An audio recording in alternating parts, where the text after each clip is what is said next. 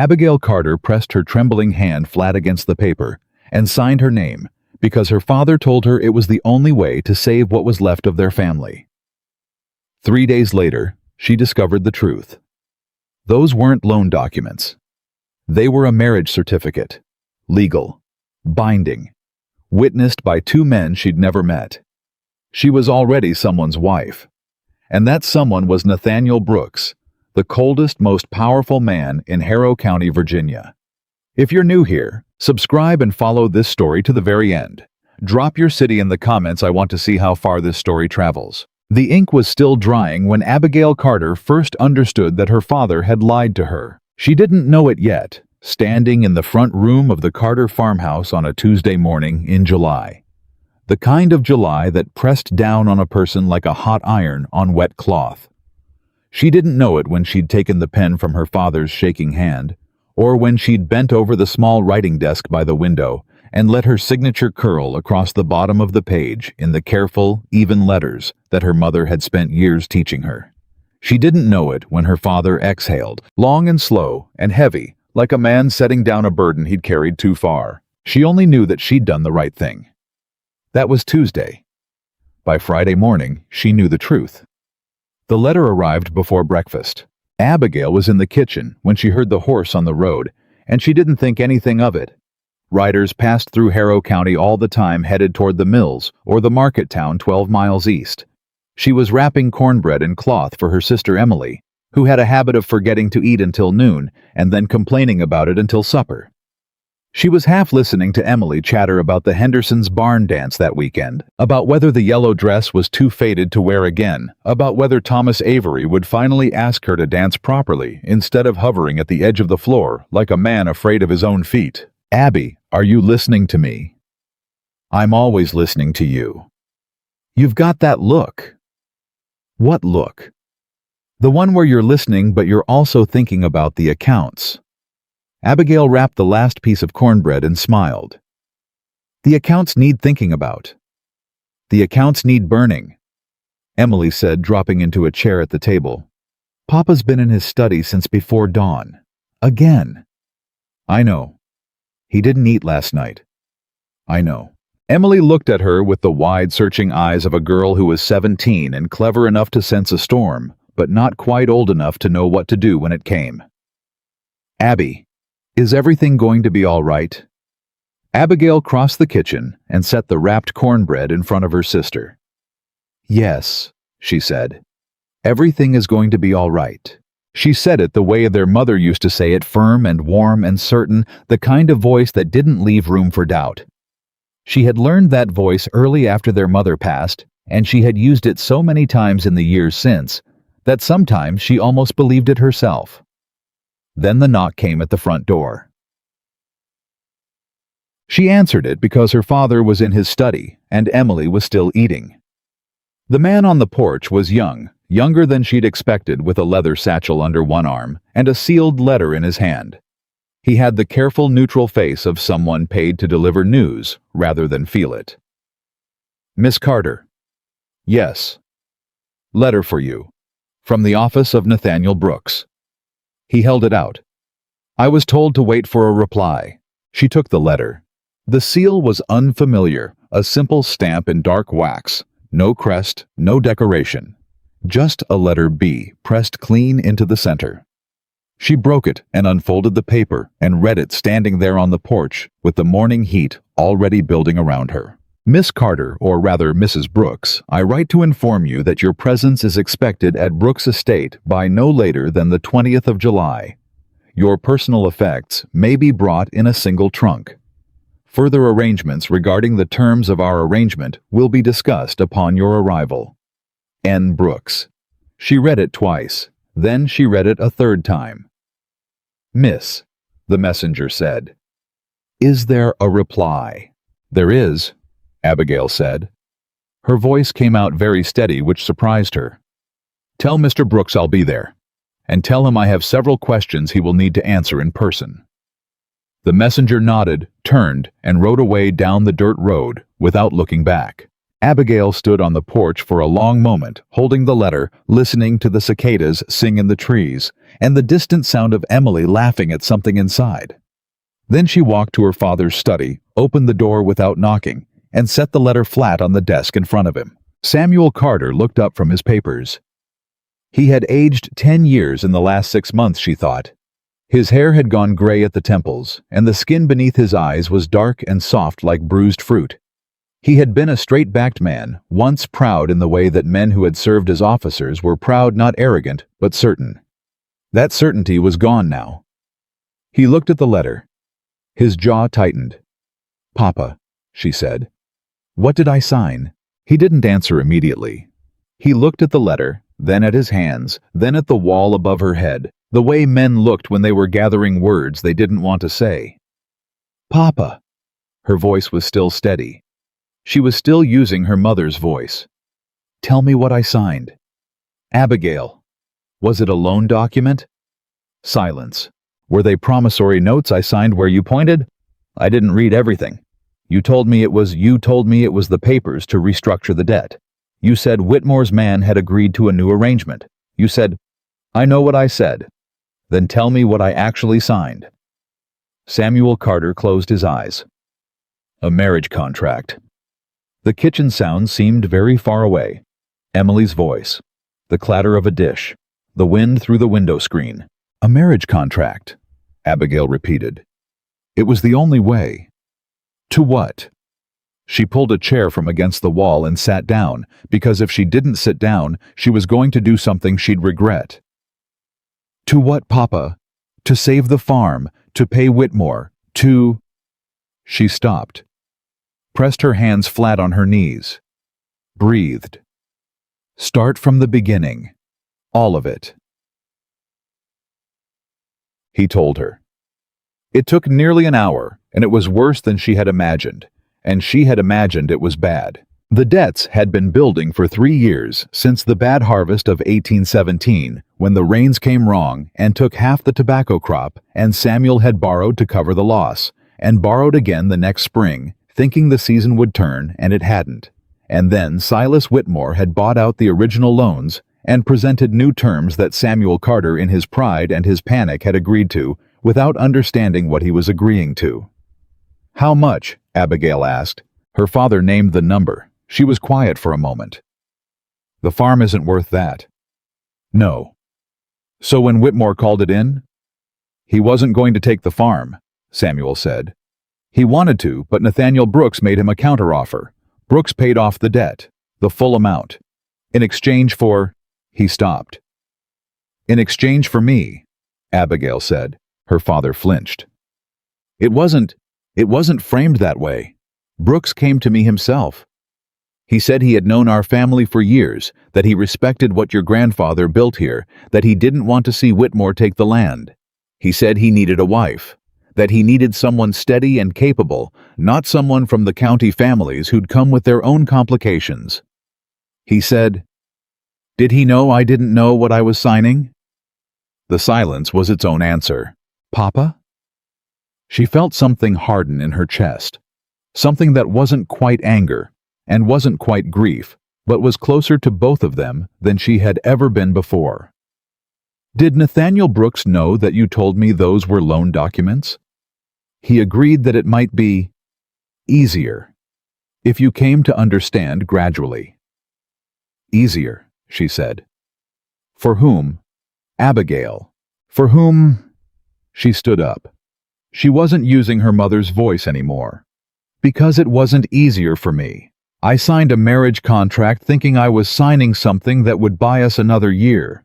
I signed my name to something that has already been, it's already legal, isn't it? That letter called me Mrs. Brooks. It's already done. It's a legal document, yes, signed and witnessed." She walked to the window. Outside, the fields stretched away in the heat, the tobacco green and dense in rows that her grandfather had planted and her father had tended, and that she had quietly kept records on for the last 5 years, knowing that if she didn't, no one would. She had loved this land. She had believed they could save it. "I have to go to him," she said. "Abigail, I'm not going because I accept this." She turned from the window. I'm going because I need to look this man in the face and understand exactly what he thinks he has purchased. And then we will figure out what happens next. Emily was in the hallway when she came out of the study. One look at her sister's face told Abigail that Emily had been listening at least for the last part and knew enough. "Abby," Emily said quietly. "Not now." "Abby, are you?" "I'm fine." She walked past her sister and up the stairs. "I'm going to pack a trunk." Brooks' estate was 12 miles from the Carter farm, up a road that turned from dirt to packed gravel the closer you got to the property.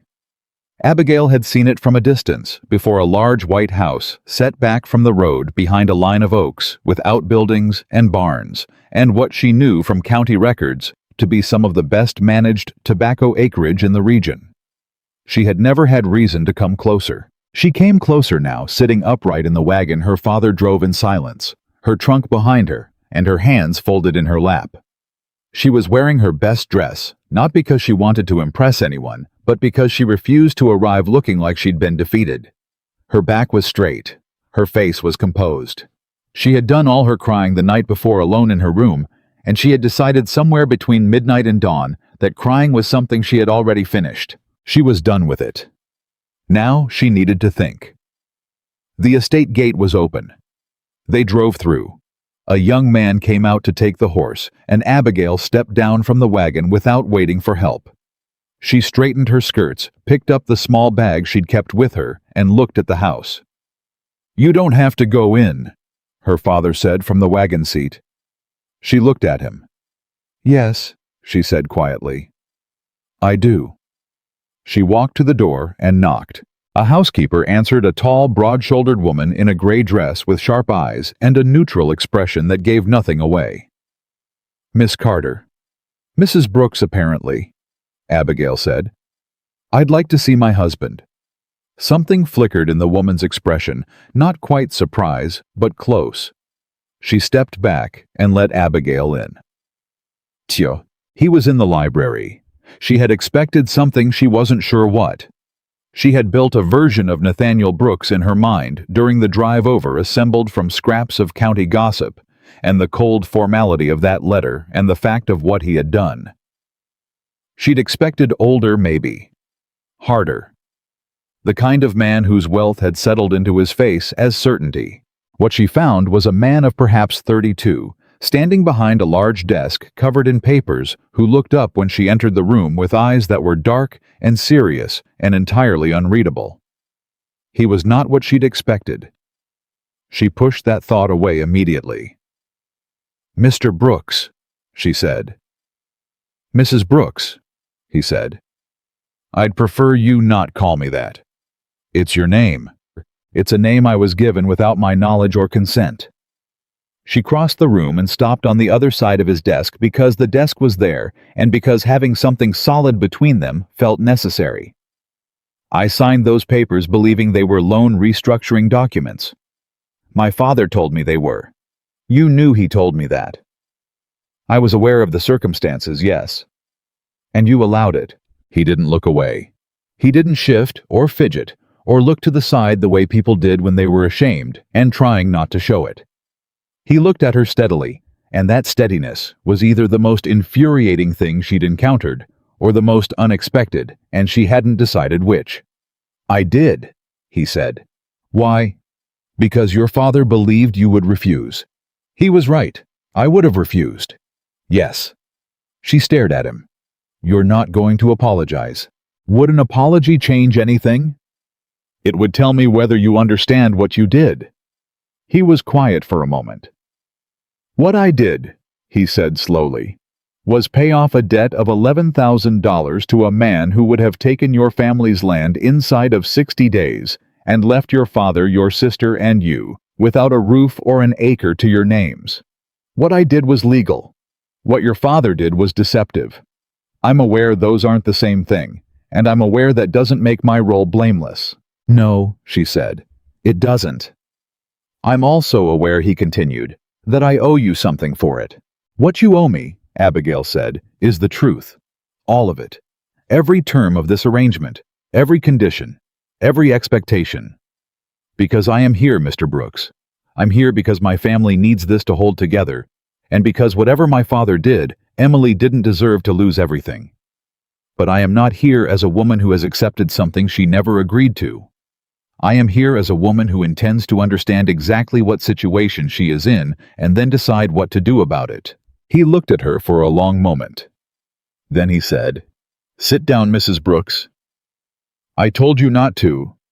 The name is yours, whether you prefer it or not. Sit down, I'll tell you everything." She sat. Not because he told her to, because she wanted the information and the chair was there, and her legs were less steady than her voice.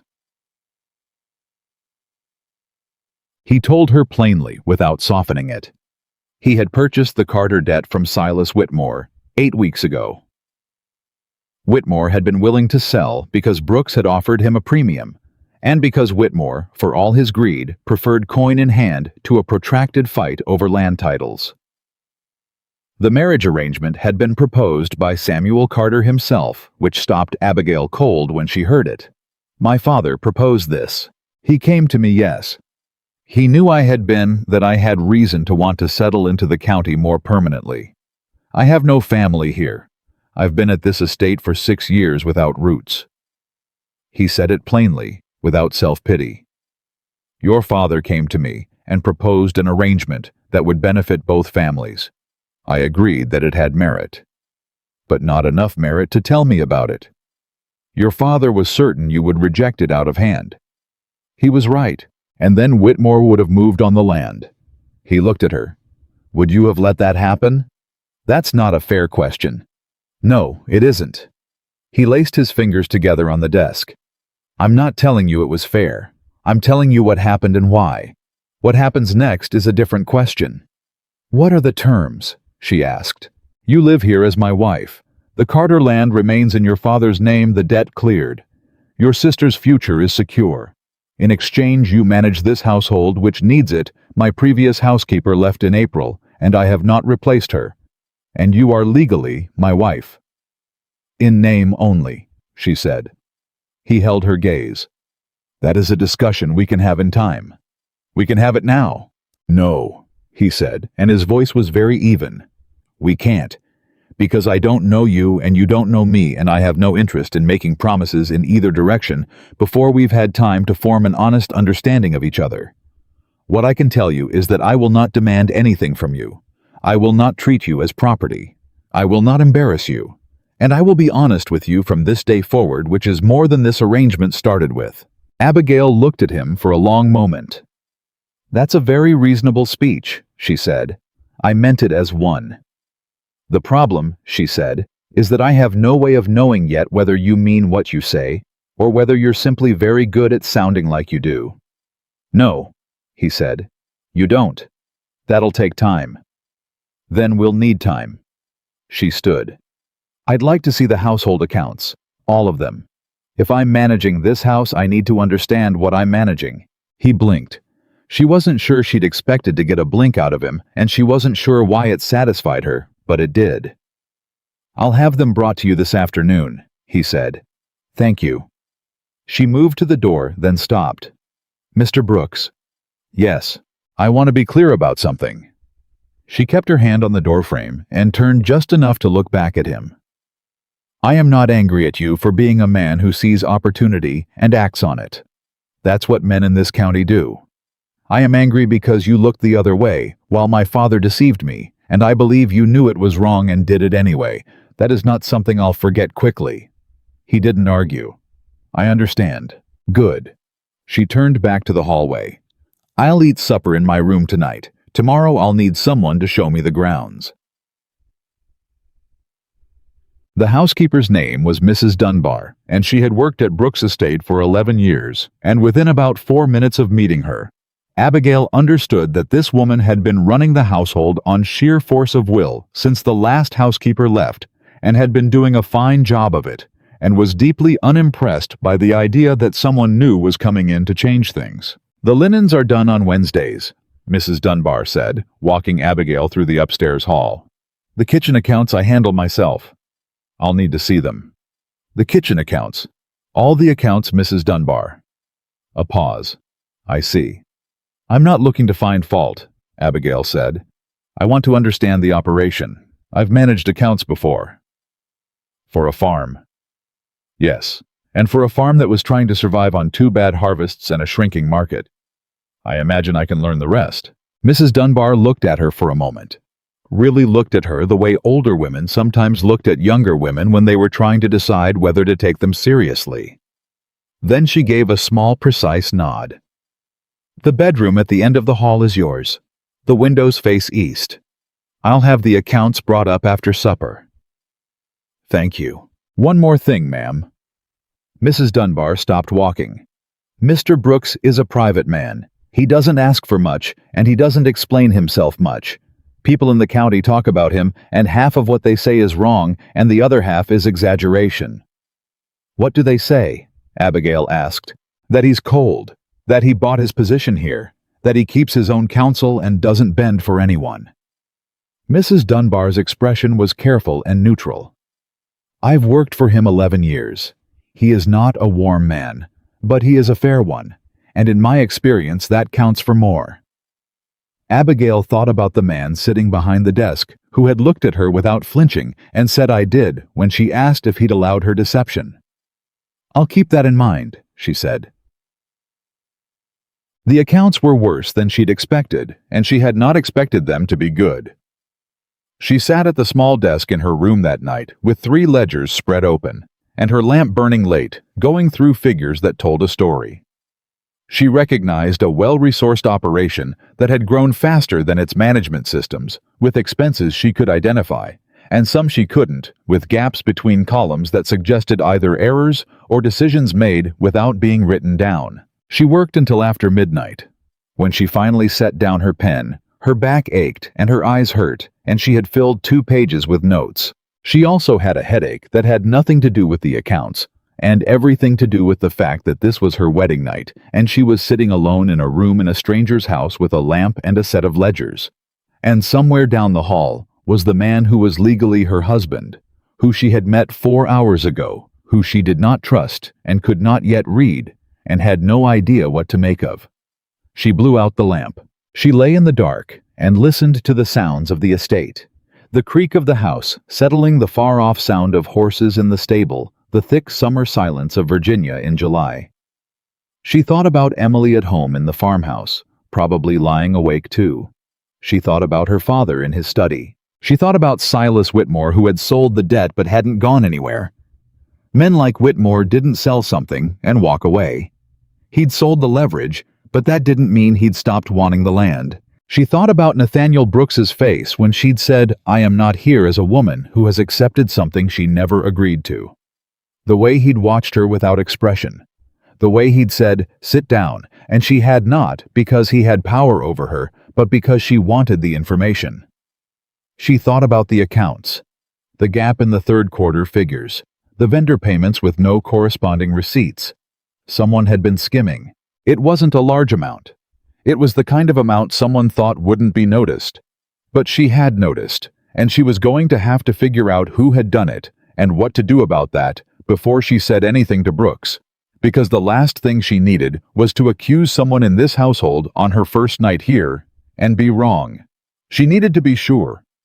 She closed her eyes. Tomorrow, she told herself.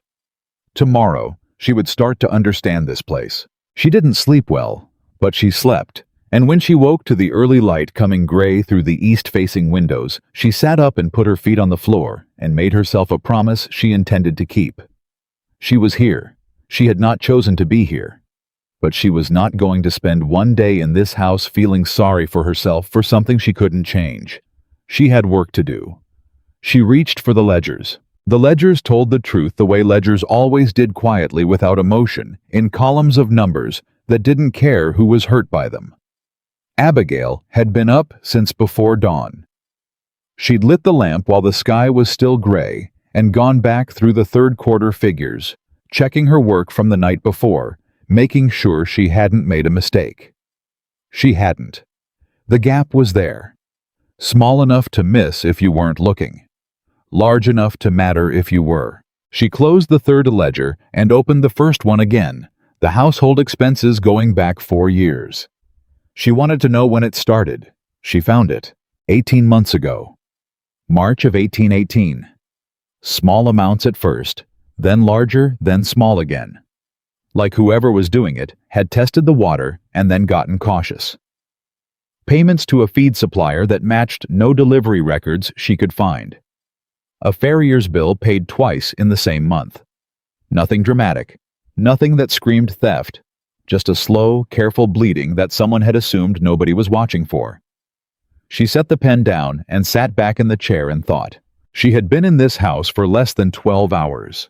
She had one conversation with Nathaniel Brooks behind her, and no real understanding yet of who in this household was trustworthy and who wasn't. Accusing someone on the basis of a night's work with ledgers she'd just been handed was a risk she couldn't afford to take without being absolutely certain. But she was already certain. She just needed one more piece. She dressed and went downstairs before the household was properly awake, found the kitchen, and asked the young woman stoking the cook stove where the delivery records were kept. The girl, 15 at most, wide-eyed and careful, said, "Ma'am, those'd be in the storeroom, but Mr. Cutler usually—" "Mr. Cutler, the farm manager, ma'am. He keeps track of what comes in." "Thank you," Abigail said. "What's your name?" "Della, ma'am." "Thank you, Della. Don't worry about the storeroom. I'll find it." She found it. She found the delivery records. She stood in the storeroom in the early morning and held the lamp up and compared what she'd memorized from the ledger to what was written on the receiving sheets, and by the time she heard the house beginning to come awake around her, she had what she needed. The name on the falsified entries was Cutler. Nathaniel Brooks was at the breakfast table when she came in. He rose when she entered, which she hadn't expected, and she had to make a deliberate effort not to react to it. "Mrs. Brooks." "Mr. Brooks." She sat across from him. "I found something in the accounts last night." He looked at her, set down his coffee. "Already. The discrepancy starts 18 months ago, March of 1818. It's in the feed supplier payments and 2 farrier bills, and I've matched it to the delivery records in your storeroom. The name on the falsified entries belongs to your farm manager." A silence. "Cutler," he said. "Yes." He didn't look shocked. He looked like a man who had suspected something for a while and was hearing it confirmed. "How much?" "A little over $200 total, give or take what I couldn't trace cleanly." He picked up his coffee again, set it down without drinking it. "I suspected the feed accounts were off. I didn't have time to go through it properly." "I did," she said simply. He looked at her across the table, and she couldn't read his expression exactly, but there was something in it that wasn't the careful blankness he'd worn the night before. "What do you recommend?" She blinked. She hadn't expected to be asked. "Confront him privately," she said once she'd recovered. "Give him the chance to make it right before you involve anyone outside the property. If he denies it, you have the records. But if you go to the county magistrate first, you lose the chance to handle it quietly, and the farmhands will spend the rest of the season wondering who's being watched. And if he's done it before at other positions, that's a question for after the confrontation, not before." Nathaniel looked at her for a long moment. "All right," he said. "This morning. I'd like to be present." Another pause. "Why?" "Because I found it," she said.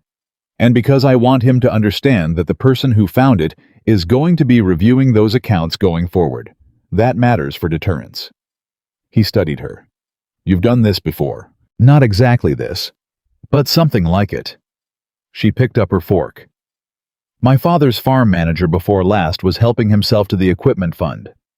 My father didn't want to believe it. I had to show him the numbers 3 times before he'd act. And when he finally acted, he let the man go, quietly, with a reference that didn't mention the theft which I argued against and lost." She ate. "I won't make that same argument here. It's your decision. But I'd lean toward letting him leave with his dignity if he agrees to repay what he took. Men who are humiliated in front of others tend to become men with grievances." Nathaniel was quiet for a moment. Then he said, "How old are you?" 24. "You think like someone older." "I've had reasons to," she said, and didn't elaborate, and he didn't press her. The confrontation with Cutler happened at 9 o'clock in the farm office, and it went almost exactly as she had predicted, and also not at all like she'd predicted. Cutler was a heavy-set man in his late 40s, with weathered hands and eyes that went very still when Nathaniel put the ledger open on the desk in front of him.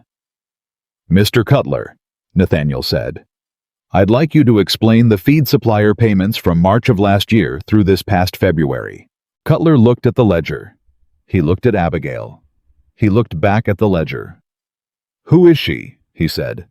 "My wife," Nathaniel said. "She manages the household accounts. Answer the question." "Those payments are for feed, same as always." "The delivery records don't match," Abigail said. She kept her voice even and her hands still. "3 shipments you recorded as received were never logged at the storeroom. 2 of the farrier payments were made for the same dates. I've written out the discrepancies here." She set a piece of paper on the desk. "You can look at it if you'd like." Cutler looked at the paper. His jaw tightened. "Could be record-keeping errors." "Could be," she agreed. "Except the pattern is consistent. The amounts increase over 6 months before leveling off, and the falsified entries all occur in the same week of each quarter. That's not an error pattern. That's a schedule." The room was very quiet. Cutler looked at Nathaniel. "You going to take her word over mine? She's been here one day." "She showed me the ledgers," Nathaniel said. "The ledgers don't have an opinion about how long she's been here." Something shifted in Cutler's face. The stillness cracked just a little. "I've worked this land for 6 years." "I know that. 6 years without a problem, without a complaint." "I know," Nathaniel said, "which is why we're having this conversation in this room and not in front of the county magistrate. Yet." The word "yet" landed the way it was meant to. Cutler looked at the paper again, looked at the ledger. His shoulders dropped by about half an inch, which in a man like that was the equivalent of falling to his knees. "What do you want?" he said. "Full repayment," Nathaniel said. "Within 60 days, and you'll be off the property by end of week. And if I can't repay in 60 days, then we have a different conversation." Cutler's eyes came to Abigail again. Hard eyes. Not ashamed exactly, more like a man recalculating. "You're proud of yourself," he said. "Coming in here your first morning and turning a man out of his position." She met his gaze. "I'm not proud of anything," she said. "I found numbers that didn't add up, and I said so. What happens from here is between you and Mr. Brooks. It has nothing to do with pride." He left the office without another word. Nathaniel stood at the desk for a moment after the door closed. He had his hands braced on the surface, looking down at the ledger. Then he straightened and looked at her. "Well," he said. "Well," she agreed. "I'll need a new farm manager." "I can help you review applicants," she said. "If you want."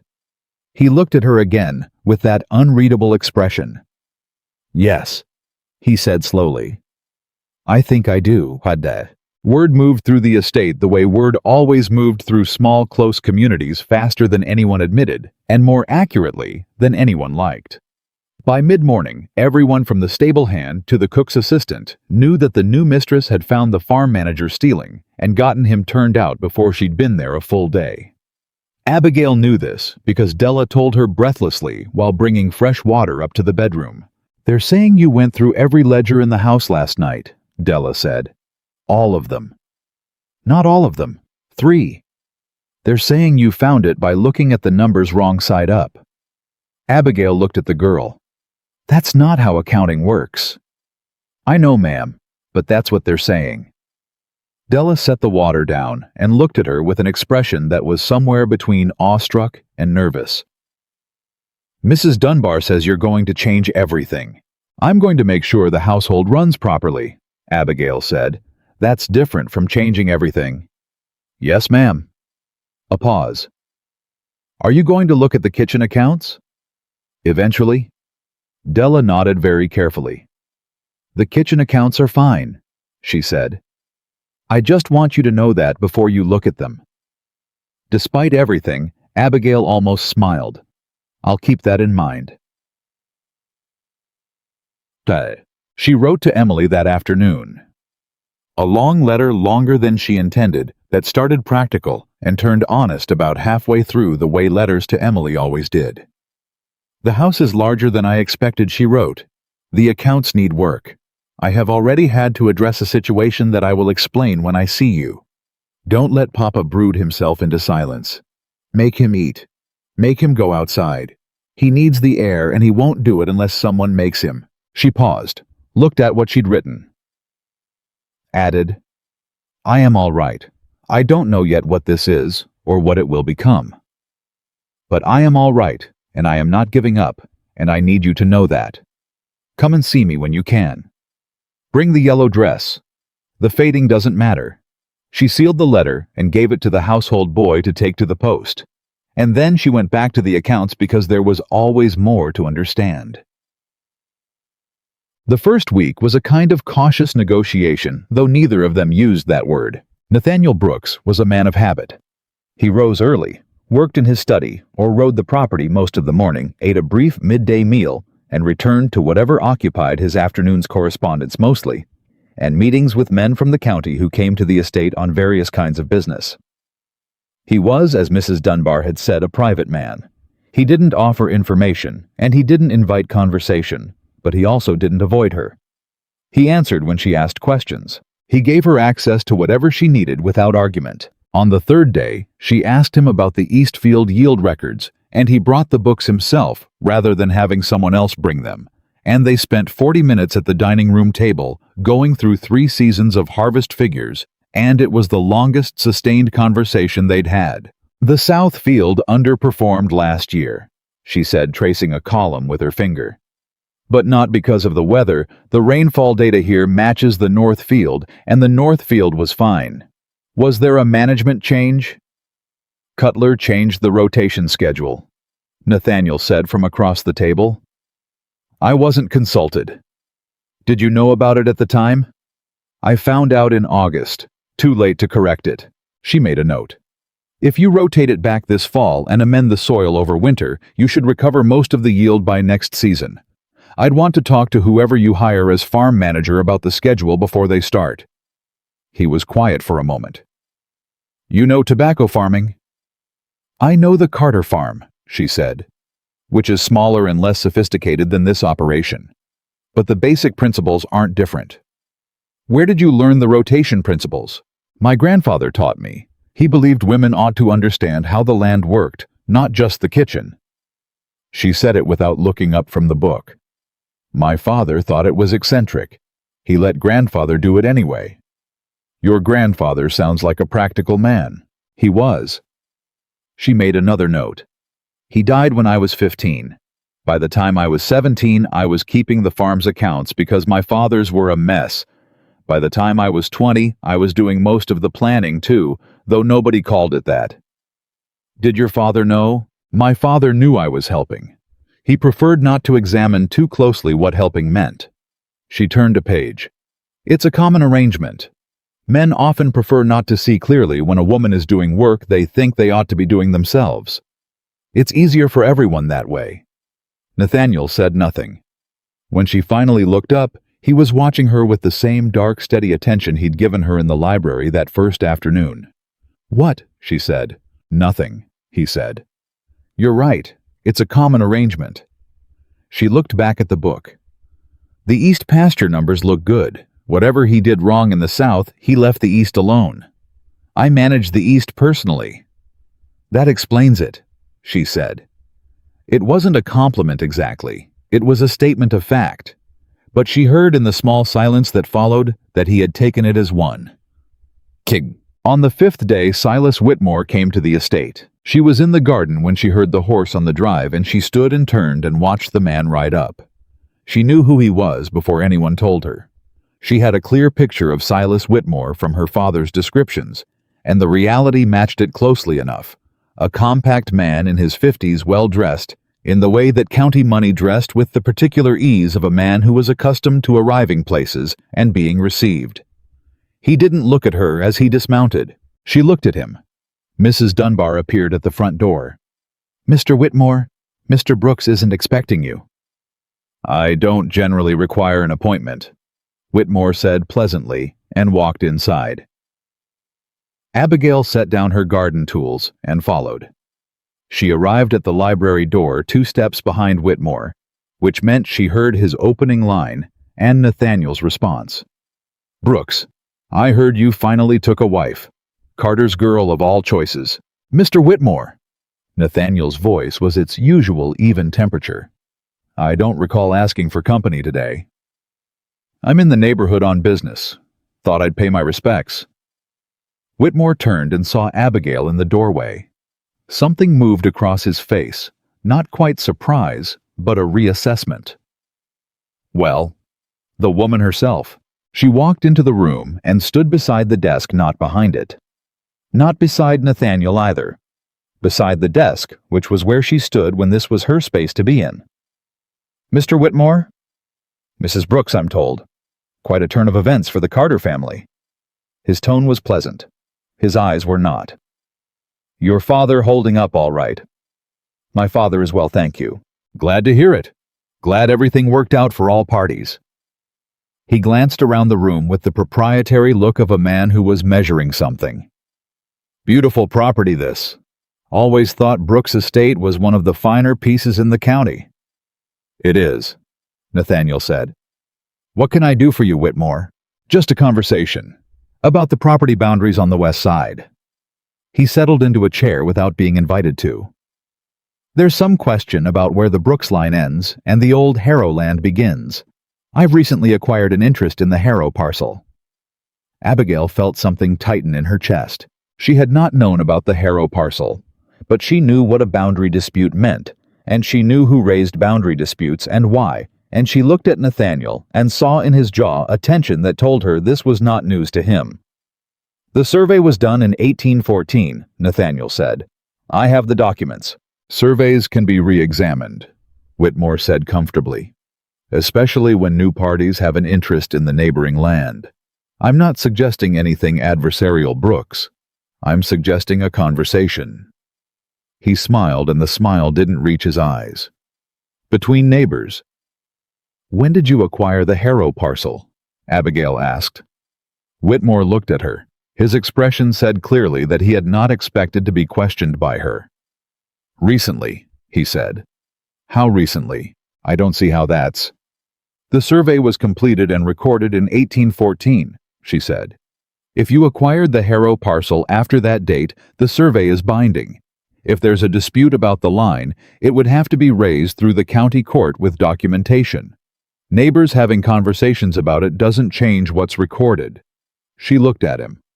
"I imagine you know that." The pleasant expression on Whitmore's face didn't disappear, but it shifted, recalibrated.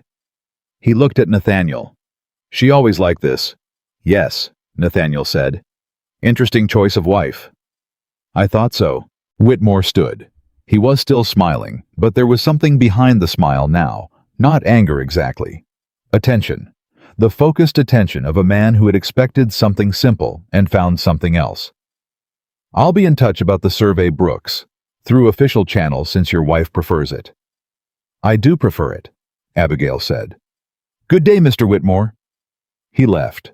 The room was very quiet after the sound of his horse faded. Abigail looked at Nathaniel. "How long has he been trying to get to the west boundary?" 2 years, Nathaniel said. "And the Harrow parcel. He finalized the purchase 2 months ago, around the same time he sold your father's debt to me." She thought about that. "He sold you the debt so he'd have capital to buy the Harrow land." "That's my understanding. And then he came here 6 months later to raise a boundary dispute, knowing you'd have less room to fight him if you'd just taken on significant debt." She looked at the door where Whitmore had been. "He's been planning this longer than 2 months." "Yes," Nathaniel said. "Does your 1814 survey hold up?" "I believe so. My solicitor in Richmond has a copy." "Get the original and find out if Whitmore has a surveyor on retainer, because if he does, he's going to commission a new assessment and come back with numbers that support whatever line he wants. The only way to counter that is to have the existing survey rock solid and properly filed with the county." She turned to him. "Do you have a lawyer you trust?" "I have a solicitor in Richmond. Someone closer. Someone who knows the county courts. He was quiet for a moment.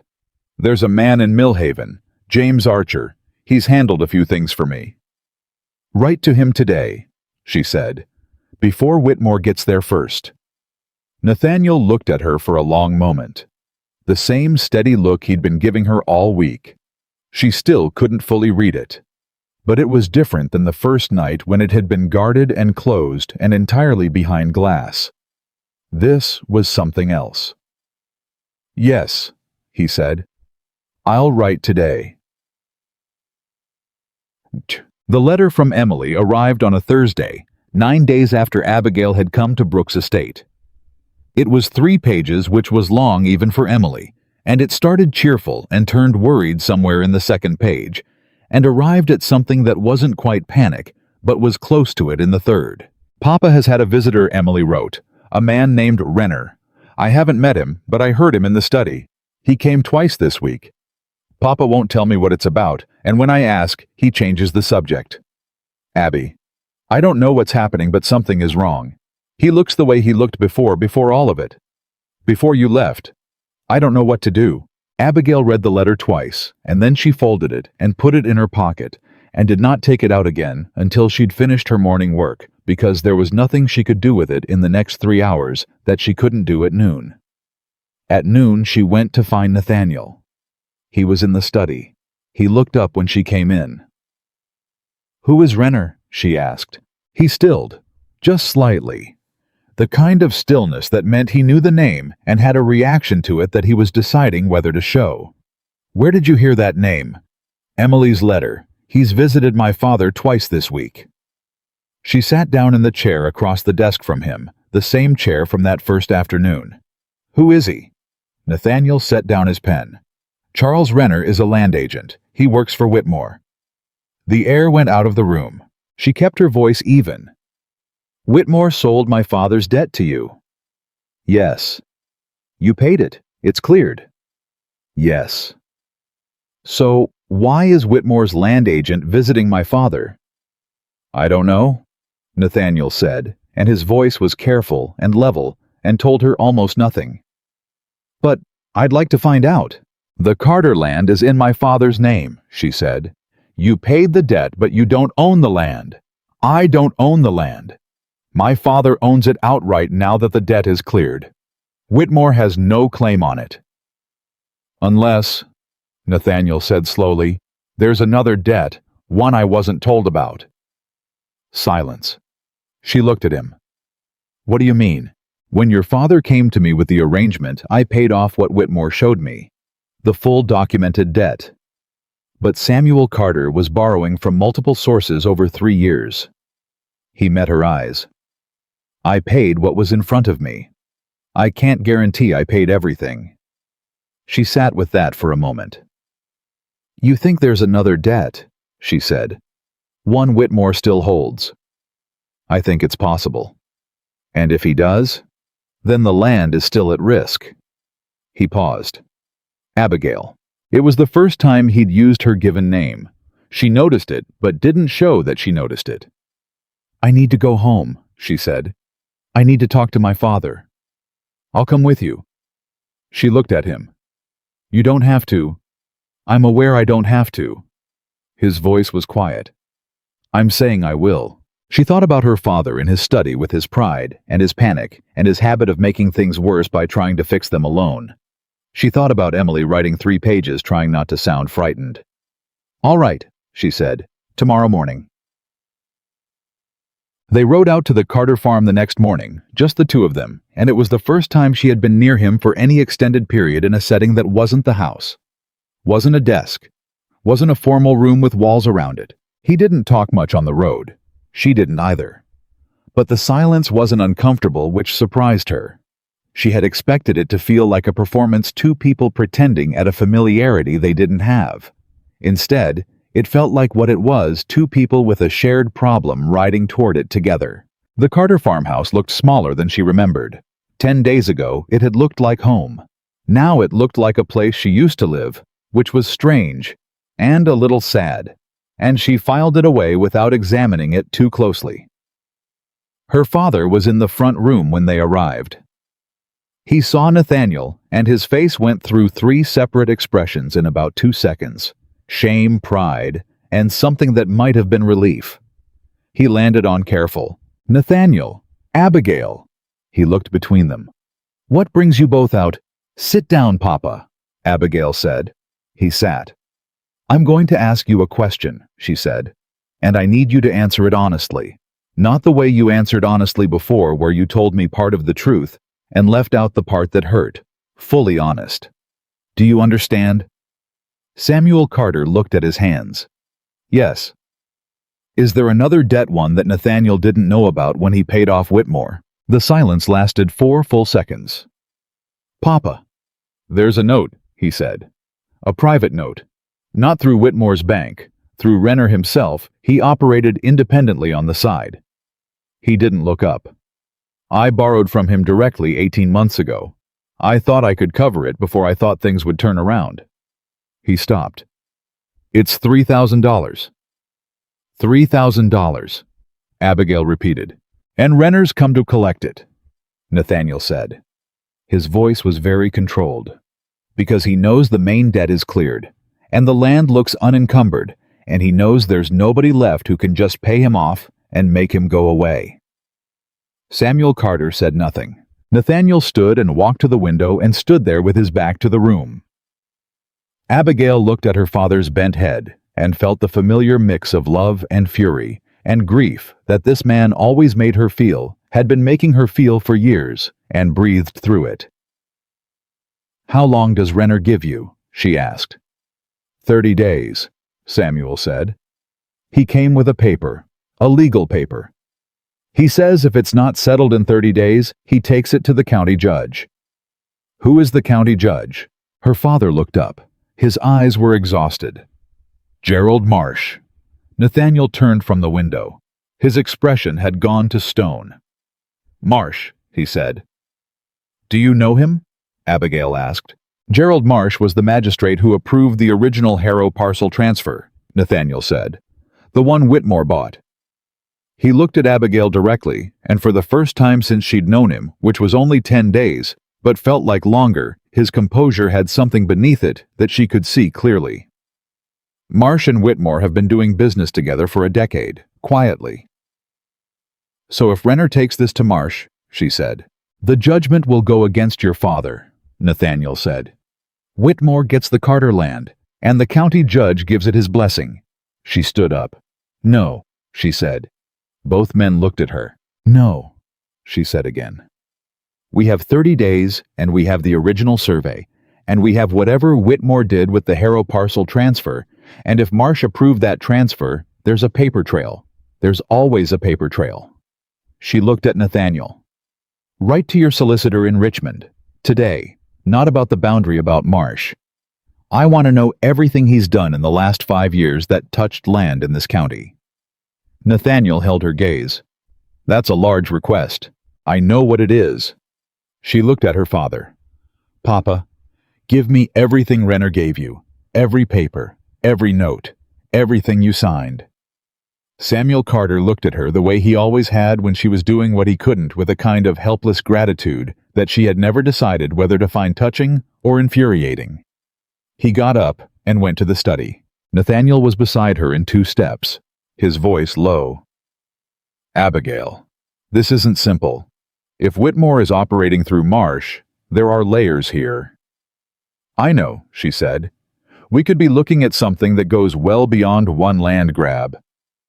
"I know," she said again. She looked up at him. "Are you saying we shouldn't try?" He was close. Close enough that she was aware of him the way you became aware of a fire in a cold room, not seeking the warmth exactly, but knowing it was there. "I'm saying be careful how fast we move." "We have 30 days, she said. "Careful and fast aren't exclusive." He looked at her for a moment. Then something moved in his expression, something she hadn't seen before. Not warmth exactly, something steadier than warmth. Something that looked like for the first time he was seeing her not as a problem he'd caused or a variable in a plan, but as a person he was standing beside. "All right," he said quietly. 30 days. Her father came back with a folder of papers, and they spread them out on the table and they worked. The papers from Renner's folder were spread across the Carter dining table for 2 hours, and by the end of those 2 hours, Abigail had stopped feeling angry and started feeling something colder and more useful than anger. She had started feeling certain. The note Renner held was real, signed by Samuel Carter, witnessed by a man named Dobbs, who worked at the Millhaven General Store, dated April of 1818. $3,000 at a rate that was technically legal and practically ruinous, with a balloon payment clause buried in the third paragraph that meant the full amount came due at Renner's discretion rather than on a fixed schedule. It was the kind of document a man signed when he was desperate and not reading carefully, and her father had been both. "Who drew this up?" Nathaniel asked. He was standing at the end of the table holding the note at an angle to the light. "Renner brought it himself," Samuel said. "Said it was a standard private note." "It isn't," Nathaniel said. "The discretionary clause alone makes this unusual. A man doesn't put a clause like that in a note unless he intends to use it when it suits him, not when it suits the borrower." He set the paper down. "Renner didn't write this himself. He doesn't have the legal knowledge. Someone drew this up for him." "Whitmore," Abigail said. "Or Whitmore's lawyer." She looked at the signature at the bottom of the document. Small, precise letters. A man who was careful with his name, even when he wasn't careful with his agreements. If Whitmore orchestrated this note, if Renner is acting as his agent, then this isn't a private debt. This is a mechanism, part of a larger plan. "Yes," Nathaniel said, "which means the boundary dispute and the note and Judge Marsh are all connected." "That's what I believe." She looked at her father. He was sitting at his own table like a man attending someone else's meeting, which was both accurate and heartbreaking. "Papa, when Renner came to you the first time 18 months ago, how did he find you? Who introduced him?" Samuel looked at his hands. "There was a man at the county meeting in March of that year. A land values meeting. Whitmore was there. He mentioned in conversation that he knew a private lender who could help with short-term situations, discreetly." He paused. "I thought Whitmore was being neighborly." "Whitmore was setting a trap," Nathaniel said, and his voice didn't have heat in it, just the flat weight of a fact. "He identified your situation early, pointed you toward Renner, let the debt accumulate, then bought the main debt himself through the bank so he'd control the pressure from 2 directions. He looked at Samuel. "He's been planning to take this land for at least 2 years. Samuel Carter said nothing. His face said everything. Abigail stood up and gathered the papers. "I'm taking these." "Abigail," her father started, "I'm taking them because they need to be somewhere Renner can't reach them, and because I'm going to have a solicitor look at every word of this note before Renner comes back." She looked at him directly. "Don't speak to Renner again without telling us first. Don't open the door to him. If he comes, you tell him the matter is being handled by your daughter's husband, and he can correspond through official channels." "He won't like that." "I don't care what he likes," she said. "Do you understand me?" "Samuel." Carter looked at his daughter for a long moment. Something moved across his face, pride and shame in equal measure, which was the most honest expression she'd seen on him in years. "Yes," he said. "I understand." She folded the papers into the folder, looked at Emily, who had been standing in the doorway for the last 20 minutes quiet and wide-eyed and absorbing everything. "You're all right," Abigail told her. Emily nodded. "I know," she said, "because you're here." That almost undid her.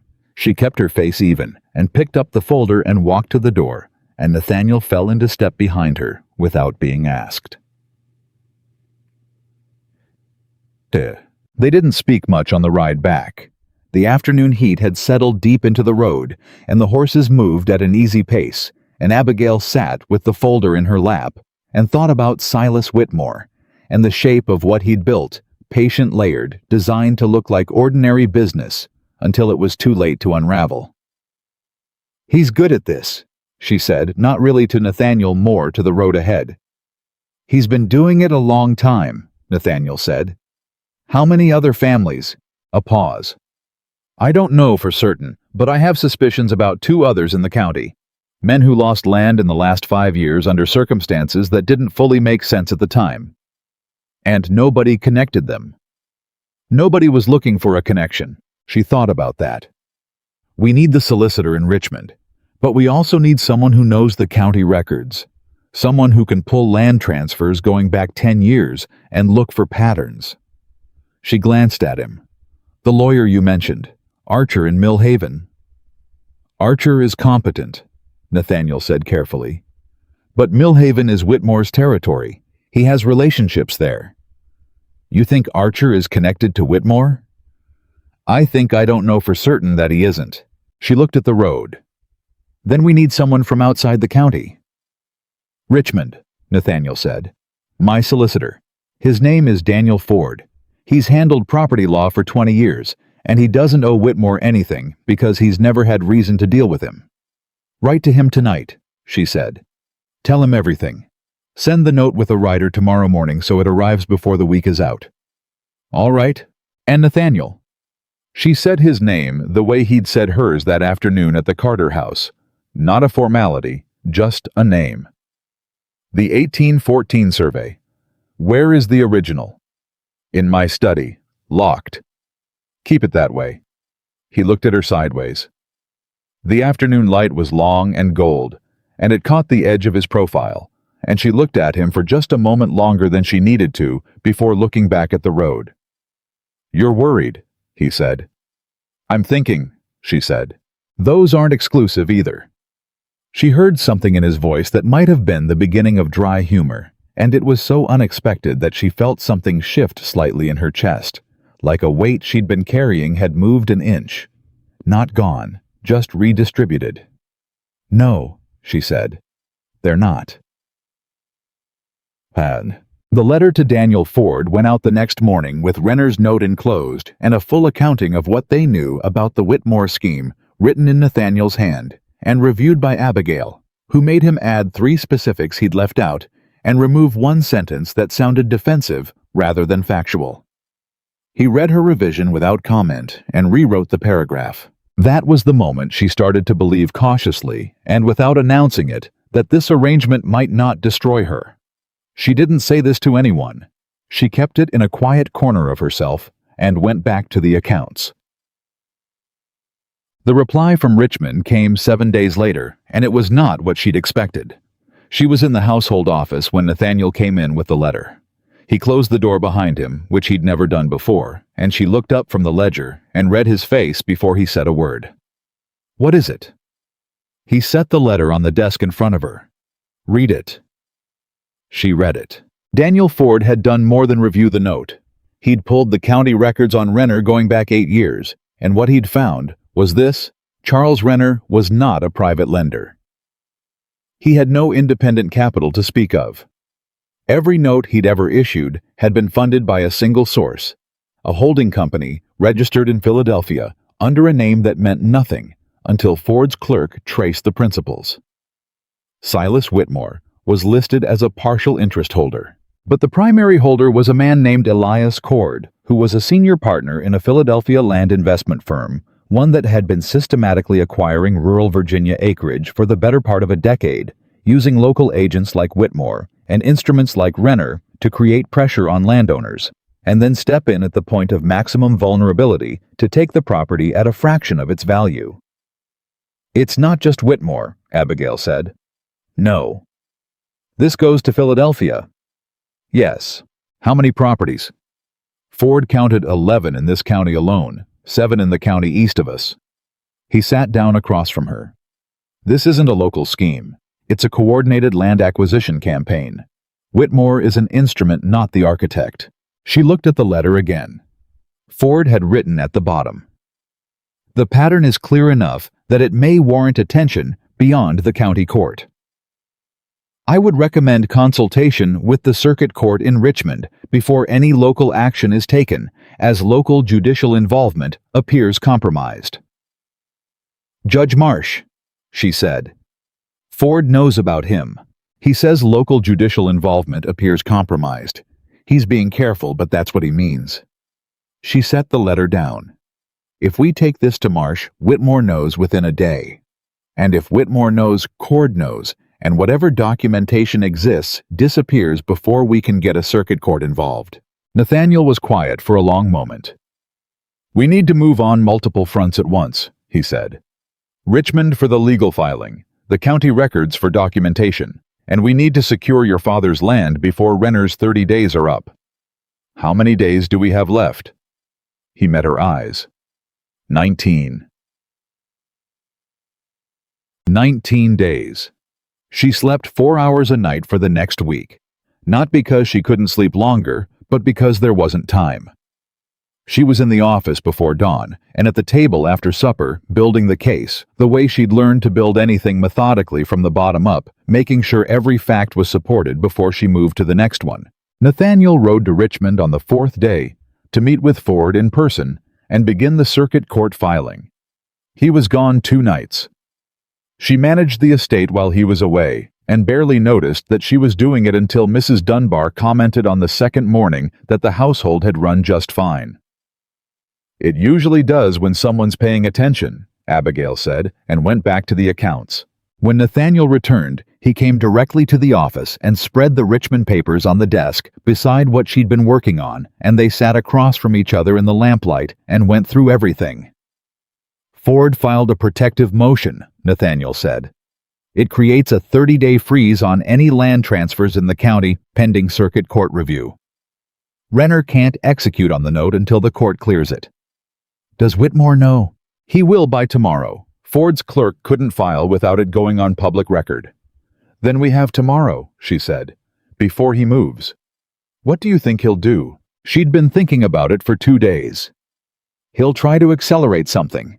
He's patient by nature, but a circuit court filing changes his calculus. If he thinks the scheme is about to be exposed, he stops protecting the long game and starts protecting himself. She looked at Nathaniel. Is there anything he could do to you personally? Any leverage? Something moved in Nathaniel's face. She watched it happen and waited. There's a note, he said. From 6 years ago, when I first bought this estate, a construction loan from a private lender in Charlottesville. I paid it off 3 years back, but I paid it through a local intermediary, and if the paperwork was... He stopped. I need to check something. Check it tonight, she said. Before morning. He was already standing. Nathaniel. He stopped. She looked at him steadily. Whatever it is, tell me. Don't manage it alone. He looked at her for a moment. The lamp threw shadows that made his face harder to read than usual, but she was getting better at reading him, and what she saw was not evasion. It was the look of a man deciding whether to trust someone with something that could damage him. All right, he said, and he went to his study, and she heard him in there for an hour, and when he came back, he set a single document on the desk. The intermediary, he said, was a man named Varner. He's been dead for 4 years, but Varner worked on occasion as a notary for Renner. She looked at the document. Could Whitmore use this? He could try to claim the payoff wasn't properly documented. He'd have to manufacture evidence, but he's demonstrated he's willing to do that. He sat down. If he uses this, it creates the appearance that Brooks' estate still carries debt. That I'm not the clean financial party I've presented myself as in this dispute. It would undermine your credibility in the circuit court filing. Yes, she thought for a moment. Get a sworn statement from your bank in Charlottesville confirming the note was paid. Do it tomorrow, first thing. If you have any receipts, anything at all that documents the payment, send it to Ford in Richmond with a rider. She looked at him. How long would it take you to get to Charlottesville and back? 2 days. Go tomorrow. I'll handle things here. He held her gaze. Abigail, if Whitmore moves while I'm gone, then I'll handle that too. She said it quietly and meant it completely. Go. Get the documentation. This is the piece he'll use against you, and we need to remove it. He sat there for a moment longer. She could see him thinking, and she understood that what he was deciding wasn't whether to go to Charlottesville. What he was deciding was whether to believe her, whether to actually set something down and trust that someone else would hold it while it was out of his hands. Go, she said softer. I'll be here. He went the next morning before sunup. She stood on the porch and watched him ride out, and then turned and went back inside to work. Whitmore came that afternoon, not Renner this time. Whitmore himself, which told her everything about how worried he was. He rode into the drive at 2 o'clock with 2 men behind him, not hired help. Legal men, she could tell by the satchels, and he came to the front door and knocked with the easy authority of a man who expected to be received. Mrs. Dunbar looked at Abigail. Abigail said, "Let him in." She met him in the front room, not the library. The library was Nathaniel's room. The front room was the house's room, and it was hers as much as anyone's. "Mrs. Brooks," Whitmore said, "I heard your husband is away. I hope to catch him before he left." "He'll be back shortly," she said. It was not technically true. "What can I do for you?" "I'll wait for Brooks." "Then you're welcome to wait at your own home," she said pleasantly. "If you have business that concerns this estate, I can address it. I manage the household accounts, and I'm familiar with all current matters." Whitmore studied her. One of the men behind him shifted. "The matter concerns the circuit court filing your husband made in Richmond." "Yes." "I'd like it withdrawn." "I imagine you would." "Mrs. Brooks." He stepped forward, not threatening exactly. Adjusting for proximity the way men did when they wanted to remind you of their size. "The filing is going to cause a great deal of unnecessary difficulty for a great many people in this county, including your father." She didn't move. "My father's situation is being addressed through proper legal channels. I don't believe there's anything unnecessary about that. The note Renner holds is legal." The note Renner holds was structured by a holding company partially owned by Silas Whitmore, she said, and designed to facilitate land acquisition on behalf of outside investors. That's not a private lending arrangement. That's a coordinated scheme, and the circuit court in Richmond seems to agree with me, given that they've issued a protective motion. She looked at him. "So I'll say again, is there something I can help you with?" The pleasant expression on Whitmore's face had gone somewhere. What replaced it was more honest, harder. "You've been busy," he said. "I have," she agreed. "You understand that what you're poking at is larger than one note, larger than your father's land." "I'm beginning to understand that, yes." "Then you should understand that some things don't go well for people who poke too hard." He said it evenly, without heat. The kind of even tone that was worse than anger. She looked at him. Her hands were perfectly still. Her voice was perfectly steady. And every word she said next was something she'd thought about the night before, lying awake at 3 in the morning planning for exactly this moment. "Mr. Whitmore," she said, "I grew up on a farm that almost went under because of decisions made by men who thought nobody was watching. I have spent the last 17 days going through every document connected to this situation, and I have copies of all of them in my office in Richmond with our solicitor, and in a third location I won't specify. I also have a letter already written and sealed addressed to the editor of the Richmond Inquirer, outlining everything I know about the scheme you've been operating in this county." She held his gaze. "If something goes badly for me, or for my father, or for anyone connected to this estate, that letter gets delivered. Not to a court, to a newspaper." She let that sit for a moment. "I think you should go home now." Whitmore looked at her for a long time. The 2 men behind him were very still. Then he turned and walked out. Abigail stood in the front room and listened to the sound of 3 horses leaving the drive, and when the sound was completely gone, she sat down in the nearest chair and put her hands flat on her knees and breathed. Her hands were shaking. They'd been shaking the whole time and she hadn't shown it. Mrs. Dunbar appeared in the doorway.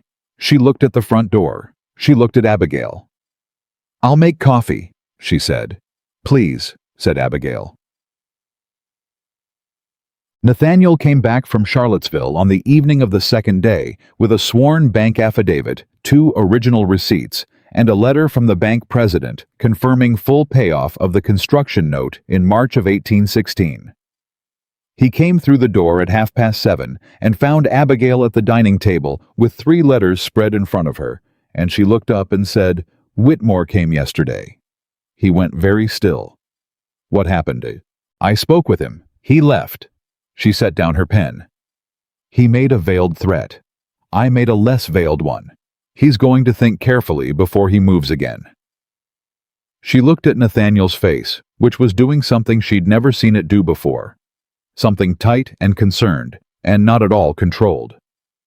I'm all right. Sit down. He pulled out the chair across from her and sat, and he looked at her with an attention that was different from the careful, measured attention she'd been getting from him for 3 weeks. This was something rawer. He threatened you directly. He implied that people who ask too many questions sometimes have difficulty, she said. I told him about the letter to the Richmond Enquirer. You wrote a letter to the Enquirer? No, but I would have if I'd thought of it earlier. She held his gaze. I'm writing it now. He stared at her, and then for the first time since she had known him, Nathaniel Brooks laughed. It came out short and surprised, and then became something more genuine, and it changed his face entirely, took 10 years off it, and made him look like someone she hadn't met yet. She felt something turn over in her chest, something she didn't name yet. She just noted that it was there. You told him about a letter that didn't exist, he said. I told him I was writing one, which was true. I started it this afternoon. Did he believe you? He believed that I was exactly the kind of person who would do it, she said. Which is the same thing. Nathaniel looked at her across the table. His expression had settled back into something calmer, but the laugh was still in it just below the surface, like water you could see through. Your bank papers? She asked. He set the affidavit on the table. Everything's documented. Ford has his copies. Whitmore can't touch the estate financing. Good. She pulled the affidavit toward her and scanned it quickly. Clean, clear, properly witnessed. Then we're as protected as we can be on that front. She set it down. The circuit court froze the county transfers for 30 days. That gives us time to build the full case. But we need the land records. Every transfer Whitmore's been involved in for the last 10 years. Ford is working on it. I know, but I want someone here doing it too. Someone who can pull the physical records from the county clerk's office before anyone has reason to make them disappear. She looked at him. Is there anyone in this county you trust completely? He thought. Reverend Harlow in Millhaven. He's been here 30 years and he despises Whitmore on principle. A reverend isn't going to pull land records. No, but his son-in-law is the deputy county clerk. Nathaniel looked at her. I can ride to Millhaven tomorrow. Take a list, she said, already reaching for paper. I'll write it tonight. She wrote.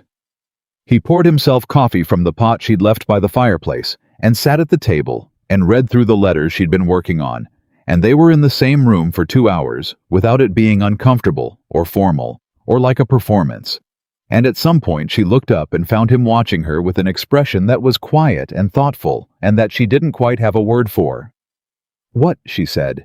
You wrote the Enquirer letter in the afternoon, he said, while Whitmore was still in the county. Yes? You weren't certain he wouldn't come back. No. And you stayed. You didn't send for anyone. You just stayed and worked. What else would I do? She said simply. He looked at her for a long moment. I don't know, he said. I've never seen anyone handle something like that quite the way you did. I had good reason to, she said. It's my family's land. It's your family's land, he agreed. He held her gaze. And it's your home now, too, whether you chose it or not. She held his gaze in return. The lamp was burning low, and the house was quiet around them, and she felt for the first time in 3 weeks that the ground beneath her feet was something she had put there herself, not given to her, not arranged for her, built piece by piece out of what she'd found here. I know, she said. She went back to the list. It was 11 o'clock when she finally set down her pen.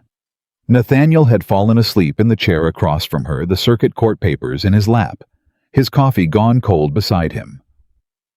She looked at him for a moment, the lines of his face in sleep less guarded than she'd ever seen him awake, and felt something settle in her chest. Something that wasn't certainty. Something that was the beginning of it. She set her completed list on top of the Charlottesville affidavit where he'd find it in the morning. Then she blew out the lamp and went to bed, and outside the Virginia summer pressed warm and close around the estate and 3 counties away. In a grand Philadelphia office, a man named Elias Cord received a letter from Silas Whitmore that told him something had gone wrong. He didn't know yet how wrong. He didn't know about Abigail Carter Brooks, who had been in Harrow County for exactly 23 days and had already taken his scheme apart at the seams. But he was about to find out. The letter from Elias Cord arrived at Brooks' estate on a Monday morning, and it wasn't addressed to Nathaniel. It was addressed to Abigail. She found it on the front table, where the household boy left the morning post, and she stood in the hallway and looked at her name written in an unfamiliar hand. Careful, precise, the handwriting of a man who chose every word deliberately and felt the fine hairs rise on the back of her neck before she'd even broken the seal. She broke it.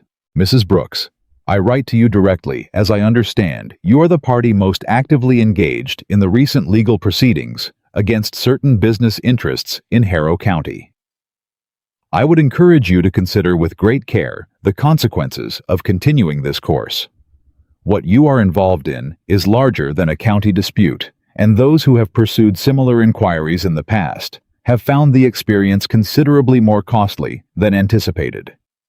I offer this not as a threat, but as the counsel of a practical man to a woman who appears by all accounts to be practical herself. The sensible path forward is withdrawal. E. Cord, Philadelphia. She read it twice. Then she folded it, put it in her pocket, and went to find Nathaniel. He was in the stable, which was where he went when he needed to think she'd learned not to ride just to be among the horses in the particular quiet of a barn in early morning. She had found this out by accident 4 days ago and had stored it away without comment. She walked in and held the letter out. He read it. She watched his jaw tighten by degrees as he moved through the sentences. He's writing to you personally, Nathaniel said. He wants to see if I'll scare easier than you will. Will you? She looked at him steadily. What do you think? He folded the letter. I think Cord writing to you directly means Whitmore told him you're the one running this. He handed it back. That's either very dangerous or very useful. It's both, she said. Send it to Ford in Richmond today. A letter from Cord threatening a party in an active circuit court proceeding is exactly the kind of thing a judge takes notice of. Nathaniel looked at her. This could escalate quickly. It already has, she said. The question isn't whether it escalates. The question is whether we control the direction when it does. She put the letter back in her pocket. Nathaniel, how many families have we identified who lost land to this scheme? Ford's count is 11 in this county, 7 in the east. I want to talk to them. He went still. Abigail, not all of them, the 3 or 4 who are most recent, whose situations are clearest. She held his gaze. A circuit court case built on one disputed note is strong.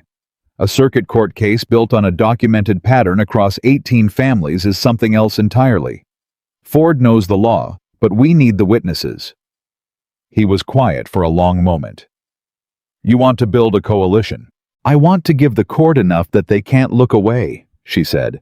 One family fighting Whitmore looks like a grievance. A dozen families with matching documents looks like evidence of conspiracy. She paused. Will you help me?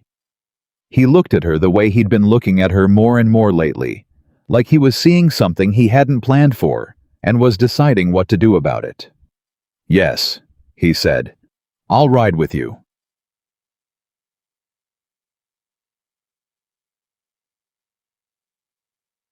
They spent the next 4 days making calls, not social calls. Working calls, the kind where you sat at a stranger's kitchen table and asked careful questions and listened to what was said between the words. Nathaniel knew the county better than she did, which families were where and what their situations were, and he drove and she talked, which turned out to be the right division of labor. She had a way of asking questions that made people feel heard rather than investigated, and Nathaniel had a presence that made people trust the seriousness of what they were doing. The first family was the Holloways. David Holloway had lost 40 acres of bottomland 2 years ago, after a sequence of events so similar to Samuel Carter's that Abigail's stomach tightened when she heard a bad season, a private loan, a balloon clause, a friendly judge. He sat across the table from them and told his story with the flat, exhausted voice of a man who had accepted something he still didn't understand. "I always thought it was my fault," Holloway said, "that I'd just been careless." "You weren't careless," Abigail said. "You were targeted." He looked at her. Something in his face shifted. Not relief exactly, something harder than relief and more useful. "Can you prove it?" "That's what we're trying to do," she said. "Will you give us a sworn statement of what happened? Dates, amounts, names." He looked at Nathaniel. Nathaniel nodded. Holloway looked back at Abigail. "Yes," he said. "I will." The second family was harder. The wife answered the door and the husband wouldn't come out of the back room at first, and when he finally did, he stood in the doorway with his arms crossed and looked at them like they were offering him something he'd learned not to want. "Nothing's going to change," he said. "Marsh is the judge, and Marsh does what Whitmore tells him, and that's how this county works." "Marsh won't be the judge," Abigail said. "The circuit court in Richmond has jurisdiction now. Marsh can't touch this case." The man looked at her. "How do you know that?" "Because I'm the one who made sure of it," she said. Not proudly, just plainly. He was quiet for a long time. His wife was watching him from across the room. Then he uncrossed his arms and sat down at the table. They got 5 statements in 4 days. 5 families, 5 stories that rhymed so closely they might have been written from the same template, because they had been. Because Cord's operation used the same instruments, every time, the same clauses, the same pressure points, because they'd found a method that worked and saw no reason to vary it. When they got back to the estate on the 4th evening, Abigail sat at the dining table and organized everything they'd gathered into a single document, 51 pages, by the time she was done with an index at the front and a summary at the back, and every piece of supporting evidence cross-referenced to the relevant sworn statement. She had learned to do this from her grandfather, who had kept the farm records the same way, who had told her that a document that can't be navigated can't be used. She sent it to Richmond with a writer the next morning. Ford's reply came back in 2 days. 3 lines. "This is exactly what we needed. The circuit court has agreed to expedite the hearing. Date set for August 12th. Be here." August 12th was 11 days away. Whitmore moved on the 9th day. They had been expecting him to do something. The circuit court date had gone on public record, and he knew it, and a man like Whitmore didn't sit quietly while his life's work was being dismantled. But they hadn't expected what he actually did, because it was both more desperate and more clever than a direct attack. He went after Samuel Carter's remaining reputation in Harrow County. It started with a story at the general store in Mill Haven. Abigail heard it secondhand from Reverend Harlow's wife, who came to the estate specifically to tell her. The story said that Samuel Carter had known from the beginning that the documents he'd given Abigail to sign were marriage papers. That he hadn't deceived her. That it had been her idea, her scheme to marry into the Brooks money and then use the marriage as leverage to escape debts the Carter family had run up through deliberate fraud. It was a story designed to do 2 things: humiliate Samuel Carter into silence and make Abigail look like a schemer rather than a victim, which would undermine her credibility as a witness in the circuit court proceedings. She heard it and felt something cold and very clear settle over her. "He's trying to isolate us," she told Nathaniel that evening. "If people believe my father conspired with me, they won't trust anything I bring to court. And if my father feels humiliated enough, he might refuse to testify." "Your father would never." "My father once let a farm manager steal from him for 3 years, rather than admit something was wrong," she said, not unkindly. "He might not refuse, but he might disappear into his study and not come out, which amounts to the same thing." She stood up. "I need to go to him tonight." "I'll drive you." "It's 10 o'clock." "I'll drive you," he said again, and went for his coat. Samuel Carter opened the door himself when they knocked, which meant he'd been awake, which meant he'd heard the story, which meant Abigail had less time than she'd thought. He looked at them on the porch. He looked at Nathaniel. He looked at his daughter. "Come in," he said. They sat in the front room. Samuel stood by the window, the way men stood when they didn't know what to do with their hands. Emily had appeared at the top of the stairs, and Abigail looked up at her and gave a small shake of her head, and Emily retreated. "You've heard what they're saying," Abigail said. "I've heard. It isn't true." "I know it isn't true." His voice was rough. "But knowing it isn't true and knowing what people in this county believe are two separate things. Papa." She leaned forward. "In 11 days there's going to be a circuit court hearing in Richmond. Everything we've gathered, the documents, the statements, the pattern across 18 families, it goes in front of a judge who doesn't answer to Whitmore. And part of what we need is your testimony. What you borrowed when you borrowed it, who came to you and what they said." She held his gaze. "If you disappear right now because you're embarrassed about what people are saying, Whitmore wins. Not just for us, for the Holloways and the Prestons and the Garfields and every other family he's done this to." Samuel Carter looked at his hands. "I know what I did," he said quietly. "I know I handled everything wrong. The debt, the documents, all of it.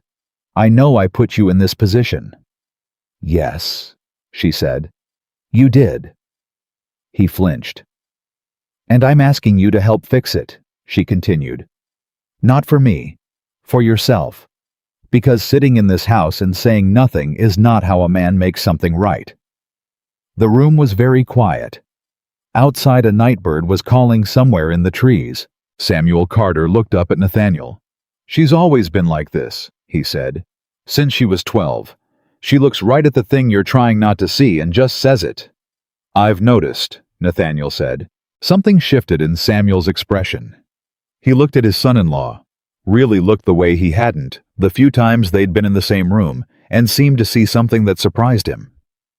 "You're a good man," he said. It came out less like a compliment and more like a conclusion he'd reached reluctantly and respected more for that. "I'm trying to be," Nathaniel said. Samuel looked at Abigail. "I'll testify," he said.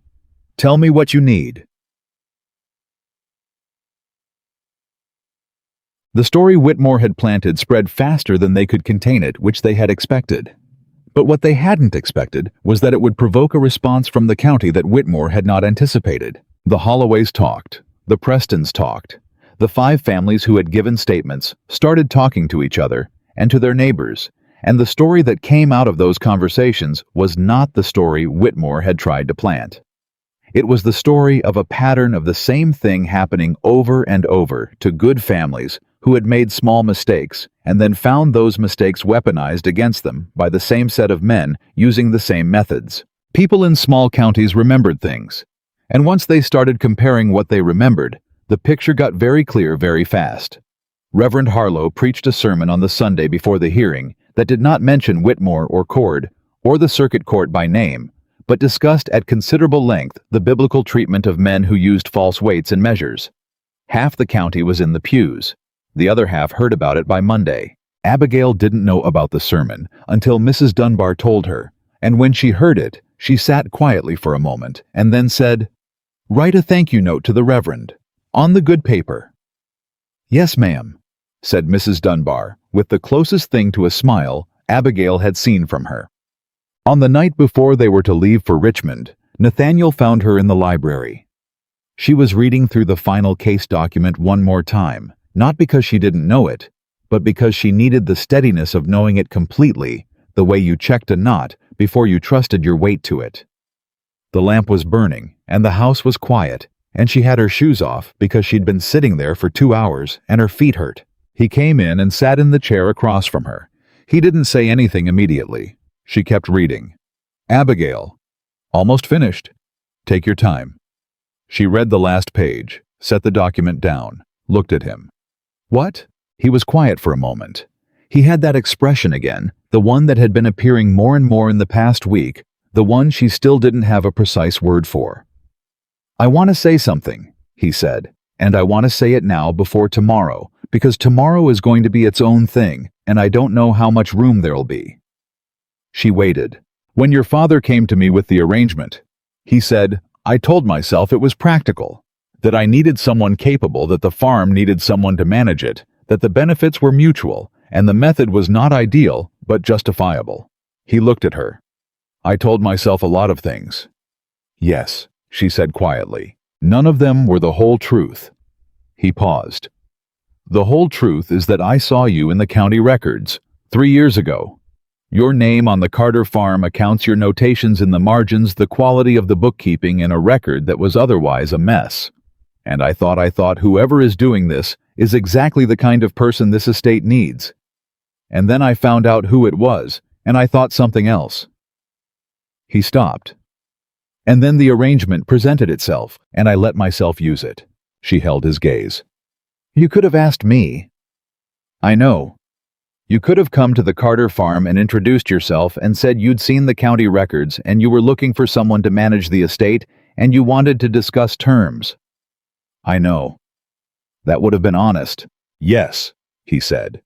It would have been. I didn't do it that way, and I've thought about why. And I think the honest answer is that I was afraid you'd say no. And if you said no, that was final. But if it was an arrangement between your father and me... He looked at his hands, then back at her. I told myself I was being practical. I wasn't. I was being a coward about something I wanted, and taking a route that bypassed your choice entirely. The house was very quiet. The lamp flickered once. I'm telling you now, he said, because I don't want to go to Richmond tomorrow with something unsaid between us. And because whatever happens in that courtroom, I want you to know that I understand what I did. Not just what was done to you, but what I did. My part in it.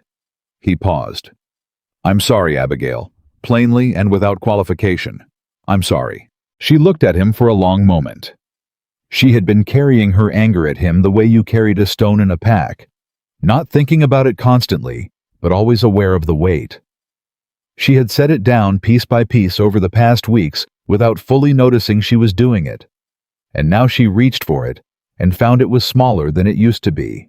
Not gone, but worn down to something she could look at clearly. I believe you, she said. That's not the same as forgiving me. No, she agreed. It isn't. She held his gaze. But it's a start. Something moved across his face. Something that was relief, and something that was more than relief, and something she wasn't ready to name yet. He nodded once, and looked down at the document between them. We have a strong case, he said, and his voice was back to its usual measured quality, but softer at the edges than she'd heard it before. We do, she said. Ford is good, and the evidence is solid, and we have more witnesses than Whitmore expected. She paused. But Elias Cord will have lawyers in that room tomorrow. Good ones. Philadelphia lawyers. Yes. They'll try to make the pattern look like coincidence. They'll say each case was individual, that the families made their own choices, that there's no coordinated scheme. She looked at the document. The index is the answer to that.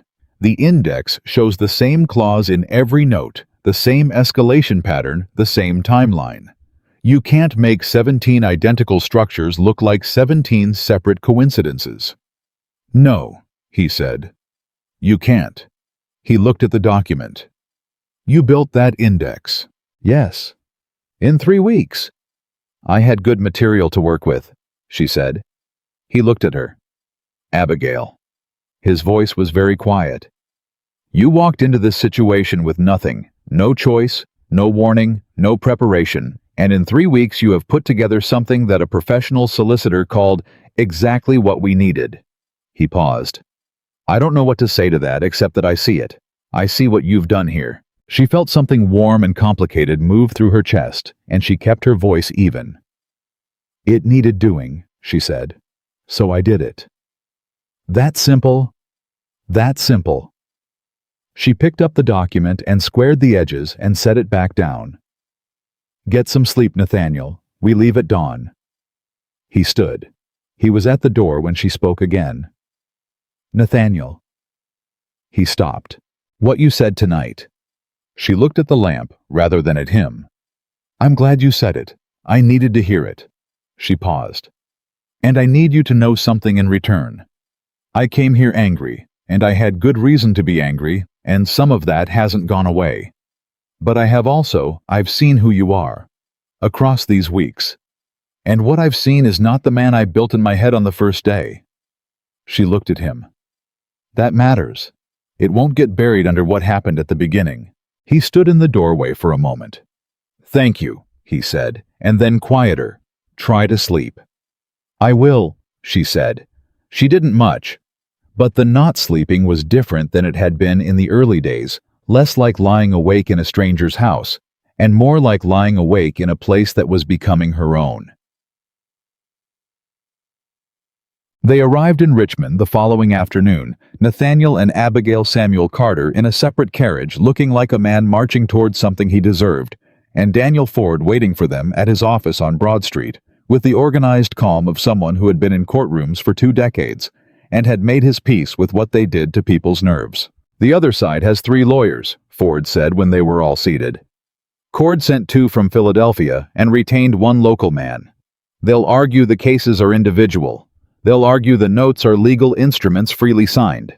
They are legal instruments, Abigail said. That's not the argument.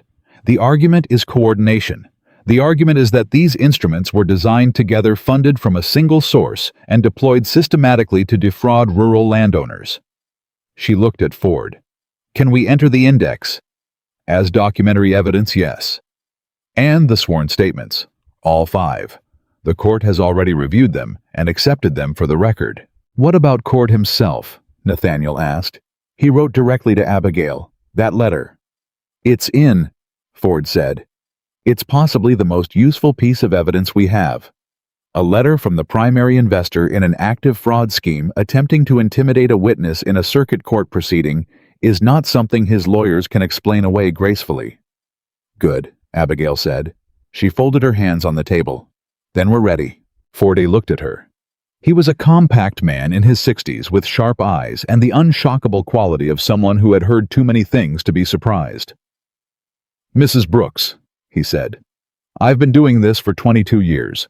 I want to tell you that the document you assembled the index and cross-references is the clearest piece of evidentiary organization I've seen from a non-lawyer. It will make a significant difference tomorrow. It needed to be clear, she said. It needed to be something the judge couldn't misread. It is, Ford said. It very much is. The hearing began at 9 the next morning in a wood-paneled room that smelled of old paper and was already warm by the time they took their seats. The circuit court judge was a man named Harrington, 60-something, with reading glasses and a manner that said he had seen attempts at legal maneuvering and was not impressed by them in advance. Cord's lawyers were good.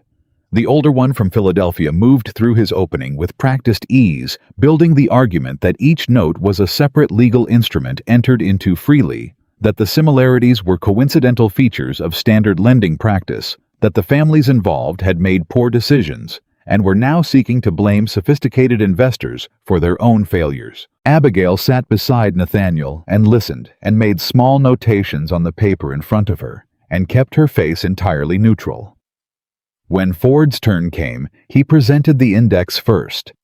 He put it in front of Judge Harrington and walked him through it, column by column, the dates, the structures, the clauses, the names, the funding source.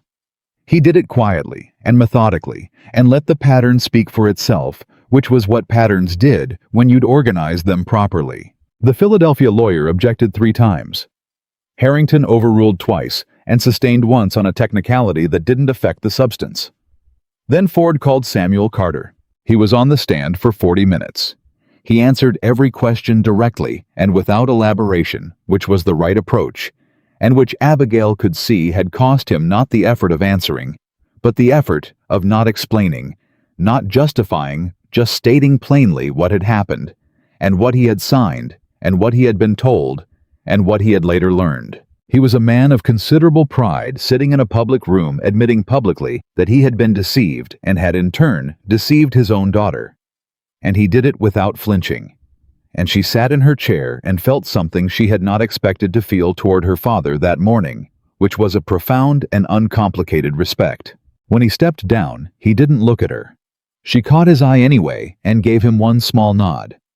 He sat up straighter. The Philadelphia lawyer cross-examined two of the other family witnesses. He was technically skillful and scored some small points about the voluntary nature of the signatures.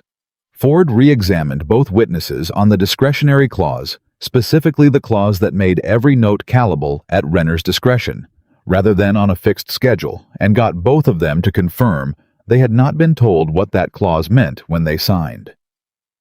Then Ford entered the cord letter. The older Philadelphia lawyer read it when Ford handed it across. His face did not change, but he whispered something to his colleague, and that conversation lasted 30 seconds longer than comfort.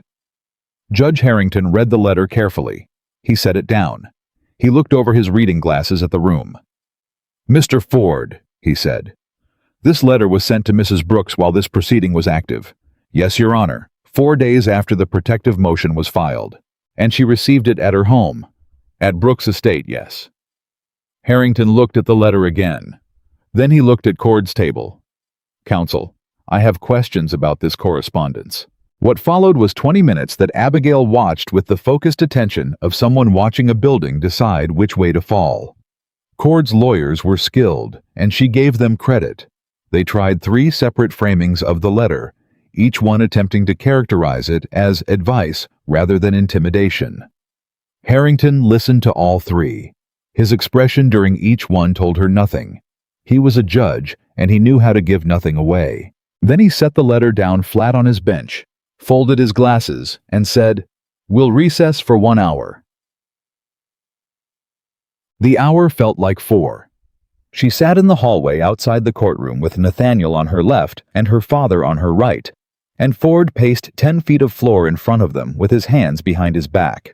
Nobody talked much. There wasn't much to say that would be useful. Her father put his hand over hers at one point, just set it there large and work-worn and didn't say anything. She turned her hand over and held on. When the doors opened and they filed back in, Judge Harrington came to the bench and set his papers down and looked at the room.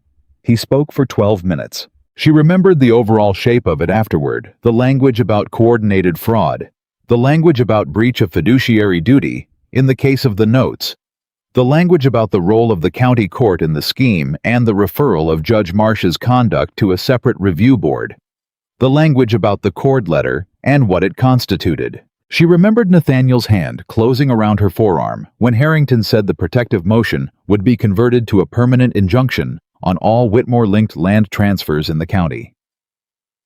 She remembered her father making a small sound beside her that was not quite a word. She remembered Harrington saying, "The notes signed by Carter Holloway, Preston Garfield, and the other documented parties are hereby voided as instruments of a coordinated fraudulent scheme. The properties in question are to be returned to their rightful owners at no cost. The matter of criminal referral for the principals will be addressed by this court within the next 30 days. She remembered that. She remembered sitting very still while it sank in, and she remembered Nathaniel turning to look at her and the expression on his face, not triumph, not relief, but something quieter and deeper and directed entirely at her, and not knowing what to do with that expression except to hold it carefully in the part of herself where she was keeping the things that were too large to speak yet. Ford shook both their hands. Her father shook Ford's hand and then shook Nathaniel's hand and said something to him in a low voice that she couldn't hear. Nathaniel nodded. She sat in the courtroom while the room emptied around her. Nathaniel sat beside her and didn't push her to move. Mrs. Dunbar wasn't there to make coffee, and there was no list to write and no ledger to check, and nothing immediate pressing on her, and she found that she didn't know exactly what to do with that. She had been moving at full speed for 23 days. The stopping felt strange. "Hey," Nathaniel said quietly. She looked at him. "You did this," he said. "We did this." "No." His voice was gentle and certain. "You did this. I helped. I drove to Charlottesville and I signed documents and I made introductions. You built the case. You built the argument. You built the coalition." He looked at her steadily. "You walked into a county where you knew nobody except your family, and in less than a month you took apart something that had been running for a decade." He paused. I need you to hear that. Not for my sake, for yours." She looked at him. Her throat felt tight in a way she hadn't expected. "I'm hearing it," she said. Outside the courthouse, her father was waiting on the steps, and he looked smaller than she'd ever seen him look, and also somehow lighter, like he'd set something down in that courtroom that he'd been carrying a very long time. He looked at her when she came out, and she looked back at him, and the space between them held everything that had happened, and everything that still needed to be said, and everything that might in time be forgiven. "Abigail," he said. "Papa," she said, and she walked to him, and he held out his arms the way he had when she was a child, and the world was still a manageable size, and she stepped into them and let him hold her, and felt the last locked thing in her chest open a little. Not all the way, but a little. It was enough for now.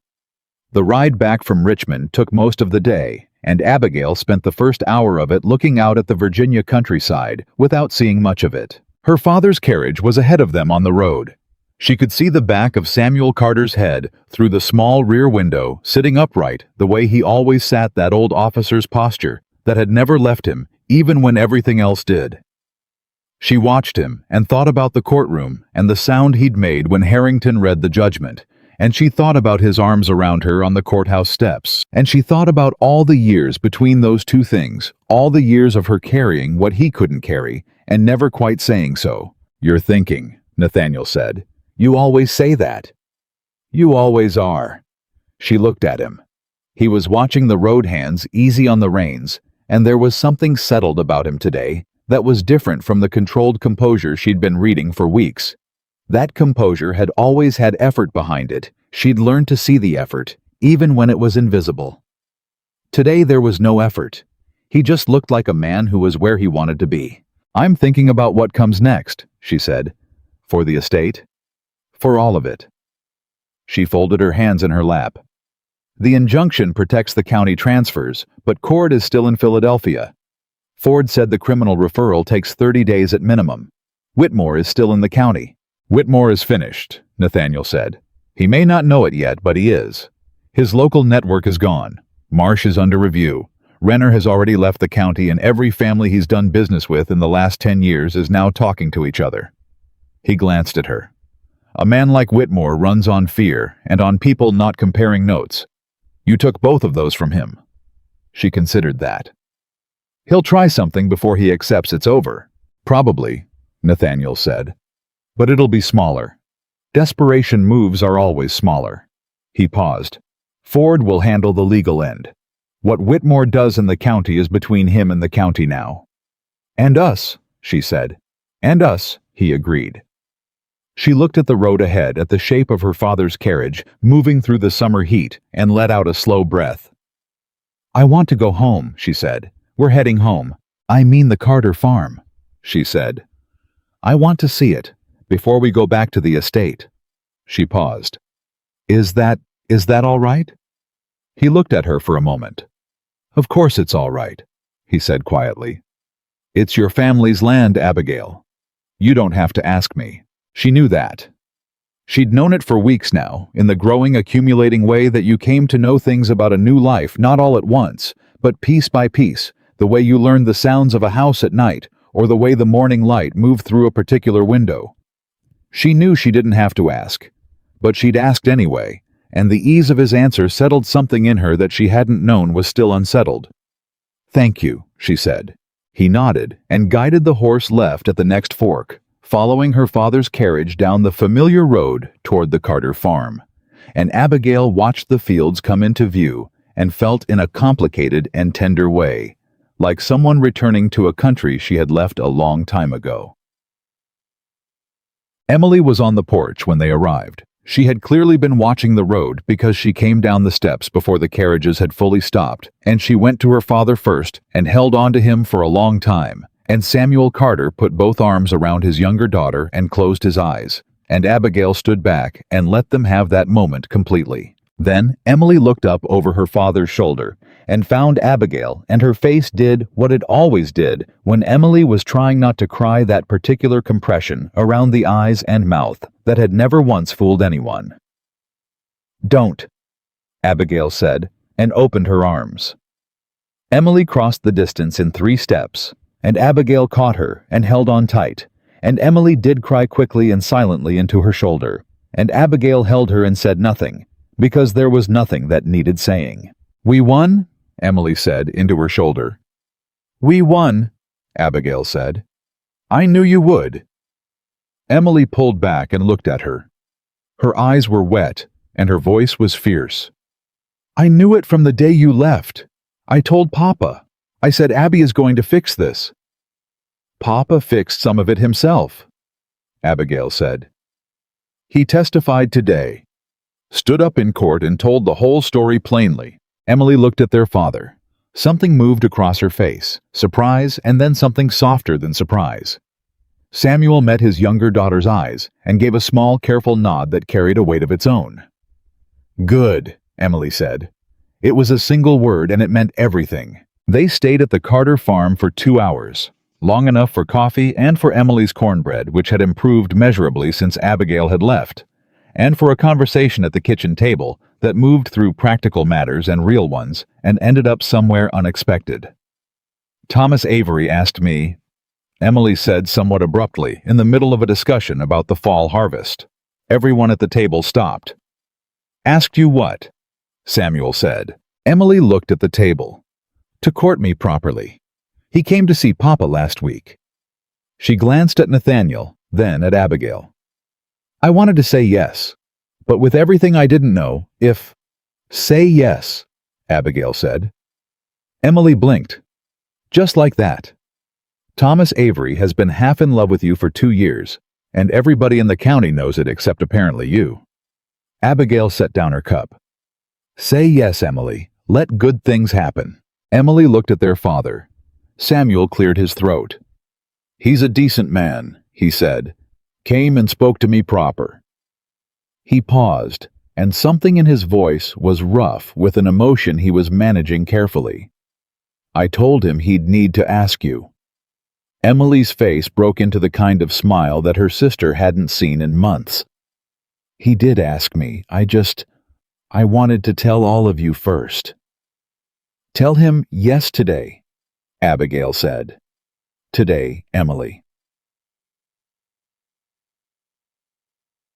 The drive back to Brooks Estate in the long evening light was different from the morning drive had been. Quieter. Not the quiet of 2 people who didn't know how to talk to each other, but the quiet of 2 people who had been through something together and were letting it settle.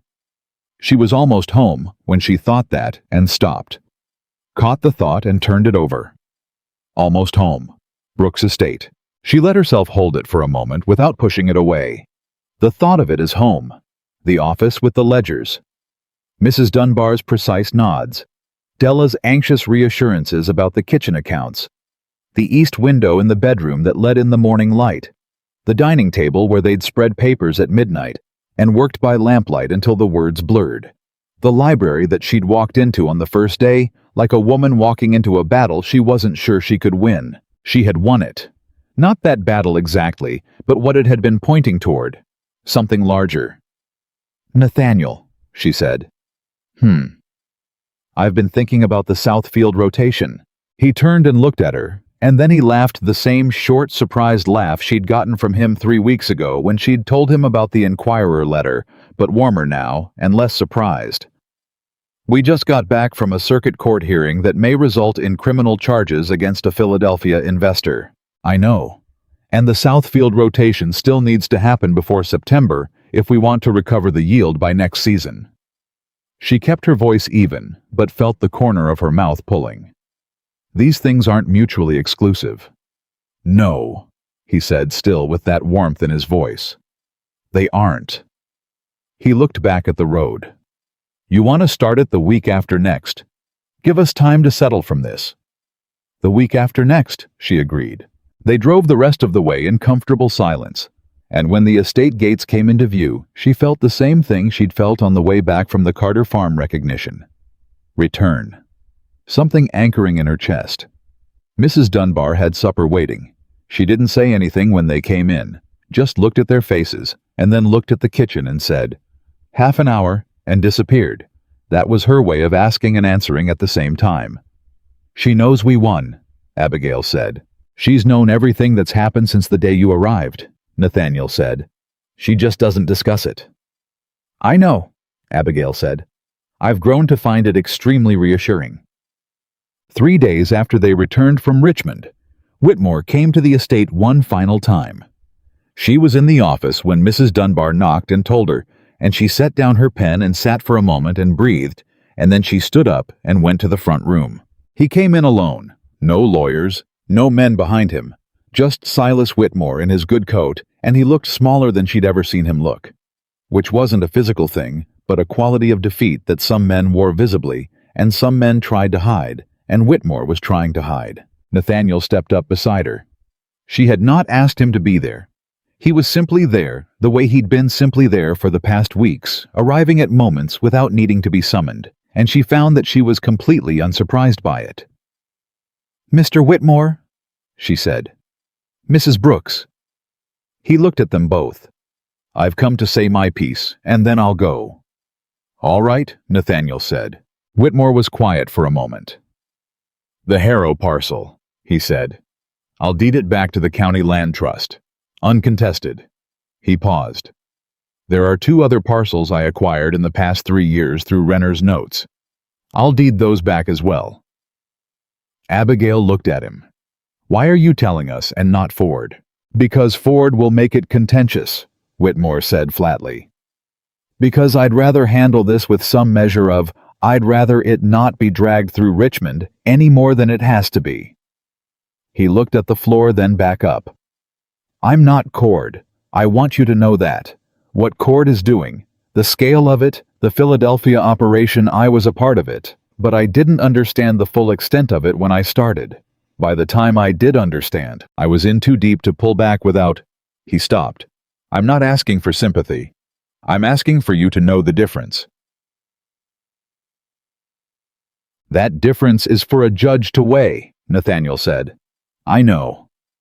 Whitmore looked at Abigail specifically. "You're going to make sure Cord is held accountable. Whatever I tell you right now doesn't change that." "No," she said. "It doesn't. Then I'll say it anyway." He took a breath. "Cord has 2 other counties he's operating in. Not in Virginia, Maryland. He's further along there, more advanced in the acquisition phase. If Ford's people are looking, they should look at Talbot County and Frederick County. That's where you'll find the next set of instruments." He held her gaze. "That's everything I know that might be useful." The room was very quiet. Abigail looked at this man who had spent 2 years systematically trying to destroy her family and the families of 17 others in the county, and she felt not forgiveness, not yet, maybe not ever, but something more complicated than pure hatred. The thing you felt when you saw a man who had chosen wrong and was beginning finally to face it. Not a good man, not redeemed, just a man who had run out of road. "I'll pass what you've told us to Ford," she said. "The decision about how to use it is his and the court's." Whitmore nodded. He moved toward the door, then stopped. "The Carter land," he said, without turning. "The girl your sister. She's got a good man courting her, I hear. Thomas Avery. His family's decent." He paused. "That land should stay Carter land. It's good tobacco soil. It'd be a waste otherwise." He walked out. The door closed. Nathaniel looked at her. "That was unexpected. People get to the end of something," she said slowly. "And sometimes they need to put something down before they go."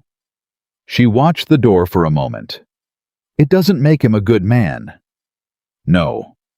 But it might make the Maryland counties worth looking at." "I'll write to Ford tonight," Nathaniel said.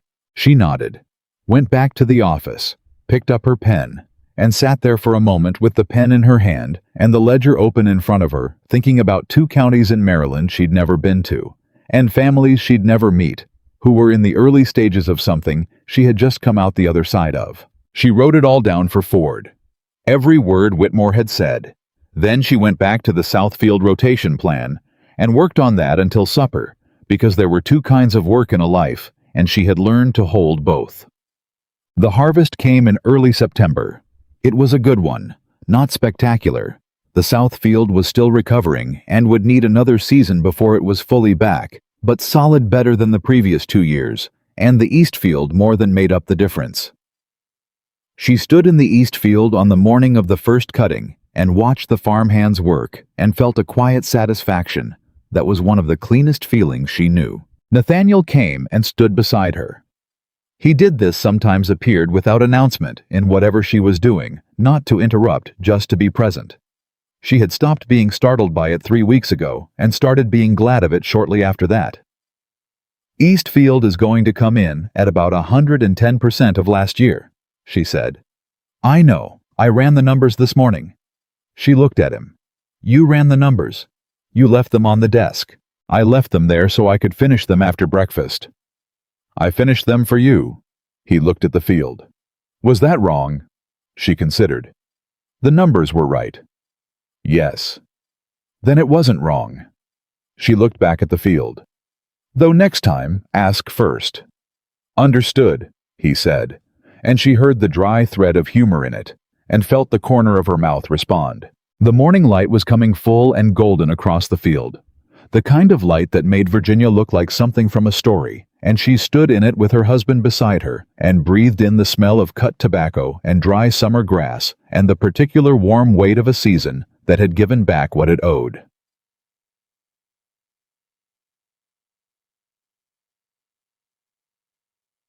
Emily's wedding was in October.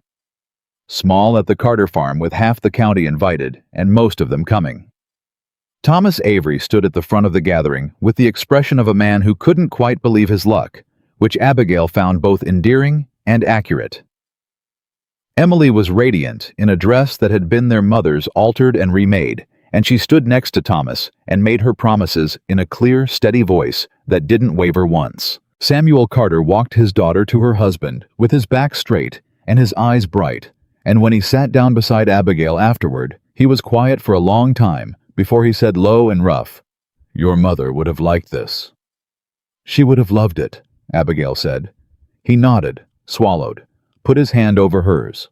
Later, when the celebration was in full swing and Emily was laughing at something Thomas had said, and the evening was warm and full of firelight and voices, Samuel found Nathaniel and pulled him aside. Abigail watched from across the yard, couldn't hear the words, only saw the two men standing together. Her father, with the posture of a man saying something hard, Nathaniel, with the stillness of a man listening to it properly. It went on for several minutes. When it ended, Samuel shook Nathaniel's hand and held it for a moment, and Nathaniel nodded once, and Samuel came back to where Abigail was standing and sat down without speaking. "What did you say to him?" she asked. "What I should have said 6 months ago," Samuel said. "I apologized, for all of it. What I did to you and what I put him in the position of doing, and I thanked him." He looked at his hands. "He's a good man, Abigail. I wasn't sure for a long time. I'm sure now." She looked across the yard at Nathaniel, who was talking with Reverend Harlow and had his face turned 3/4 away from her. He said something that made the Reverend laugh. He didn't look like the man she had met on that first afternoon, or he was the same man, but she knew him now, and knowing him had changed the shape of what she saw. "Yes," she said, "he is." It was late October when the letter came from Ford in Richmond with the update on Elias Cord. She read it at the breakfast table while Nathaniel poured coffee, and when she set it down, he picked it up without asking and read it himself. Cord had been indicted by the circuit court. The Maryland counties had been investigated, and what they found there was, as Whitmore had indicated, further along 4 families in Talbot County and 3 in Frederick County in various stages of losing their land. The indictment covered both Virginia and Maryland operations. Cord's lawyers were fighting it, but Ford's language in the letter was careful and positive in the way that careful men were positive when they were fairly sure. Whitmore had entered into a cooperation agreement. He would testify and deed back the acquired properties in exchange for reduced charges. It was Ford wrote the best possible outcome given the complexity of the case. Judge Marsh had resigned from the county bench. The review board had found 2 other cases where his conduct appeared compromised. He was finished. Renner had left Virginia entirely. Nobody knew where he'd gone, and nobody was looking very hard. Abigail set the letter on the table and looked at the fall light coming through the window. "It's done," she said. "The legal piece is done," Nathaniel said carefully. "Cord's lawyers will drag the trial out. A year, maybe more. But the land is back. The families are secure." "Yes." He sat down across from her. "Yes. That part's done." She nodded, picked up her coffee, set it down without drinking it. "Nathaniel." "Yes." She looked at him. Really looked at him with all the knowledge of the past months behind the looking, and she let herself feel what she'd been holding at a careful distance for weeks now, feeling it, but not naming it, being aware of it, but not examining it too closely, the way you gave a new thing space before you tried to define it. She was done giving it space. "I've been thinking," she said. "I know. You always say that. You always are." He held her gaze. "What have you been thinking?" She breathed once, slow and deliberate. "I've been thinking about how I came here. What I said to you that first day. That I wasn't here as a woman who had accepted something she hadn't agreed to." She paused. "And I've been thinking that that was true then. And I've been thinking about what's true now." He was very still. "I didn't choose this," she said. "Not the way a person ought to be able to choose. And I was angry about that, and I had every right to be, and I won't pretend otherwise." She held his gaze. "But I'm choosing now. That's what I want you to understand. Whatever happened before, whatever neither of us chose at the beginning, I'm choosing now. This house, this work, this life we've been building one ledger and one court hearing and one Southfield rotation at a time." She paused. "You." The silence in the room was the kind that had weight. "I'm choosing you," she said, plainly and without qualification. "And I need you to know that it's not gratitude, and it's not obligation, and it's not because I have nowhere else to go, because I have the Carter farm, and I have Emily, and I have more options now than I had 6 months ago." She held his gaze. "It's a choice. My choice. Made freely." Nathaniel looked at her for a long time. His face had done the thing it sometimes did. All the control gone, the composure he wore like a coat set aside entirely, and what was underneath it was something raw and honest, and more like him than anything she'd seen in the months she'd known him. "Abigail," he said, and his voice was very quiet. "Don't make a speech," she said. "Just tell me what you want." "You," he said. "From the day I saw your name in the county records and couldn't stop thinking about who you were. You every day since you walked into my library and told me you weren't here as a woman who had accepted something she hadn't agreed to, and I thought, God, I thought she's going to change everything." His voice was steady, but she could hear what it was costing him to keep it that way. "You've been changing everything ever since. And I have wanted every single day to tell you that I don't want a woman who manages my household. I want you. This particular, specific, impossible, extraordinary you." He stopped. "Is that plain enough?" She felt something enormous and warm break open in her chest. "That's plain enough," she said. He reached across the table and took her hand, and she let him, and his hand was warm and certain, and she held it back with everything she had. The twist nobody saw coming arrived in a letter 3 days later. Not from Ford, not from Cord's lawyers. From a name she didn't recognize, a woman named Catherine Hale writing from Boston, whose handwriting on the envelope was precise and elegant, and whose letter, when Abigail opened it at the desk in the office, made her read the first paragraph 3 times before she believed it. Catherine Hale was Nathaniel Brooks's cousin, his only living family, and she was writing to tell him that his grandmother, who had died 2 months prior, had left the entirety of a Boston estate property and a considerable sum to Nathaniel, on the condition that he was by the time of the bequest's execution a married man. The letter was gentle and warm and completely unaware of the irony it contained. Abigail sat with it for a long moment. Then she took it to Nathaniel. She set it on the desk in front of him without a word and watched him read it. Watched his face move through recognition, then complication, then something careful. He set the letter down. "You didn't know," she said. No. Your grandmother's condition. I knew she believed in marriage, he said slowly. I didn't know she'd built it into the bequest. He looked at the letter, then at her. Abigail, I need you to believe that this had nothing to do with— I know, she said. The arrangement with your father was about the estate here. About needing— I know, she said again, more firmly. Nathaniel, look at me. He looked at her. I know, she said for the third time. Because I know you. I've had 6 months to learn who you are, and the man I know doesn't run schemes within schemes. If you had known about the Boston bequest, you would have told me about it by now. You're not a man who keeps that kind of thing. She held his gaze. This is a coincidence, an uncomfortable one, but just a coincidence. He let out a breath that told her how much he'd been holding. Are you certain? Are you telling me I'm right to be certain? Yes, he said. I am, I swear it. Then I'm certain. She sat down across from him. Now, the Boston estate. What do you know about it? He shook his head slowly, something between exhaustion and disbelief moving across his face. You've just been handed a reason to question everything, and your first question is about the estate. It's a relevant question, she said. Someone has to manage it. He looked at her for a long moment. Then he laughed, really laughed, the full version of it, the one that changed his whole face, and she felt the warmth of it land on her like morning light and held it close. It's property and an account, he said when he recovered. I'll need to go to Boston to settle the legal matters, probably in the spring.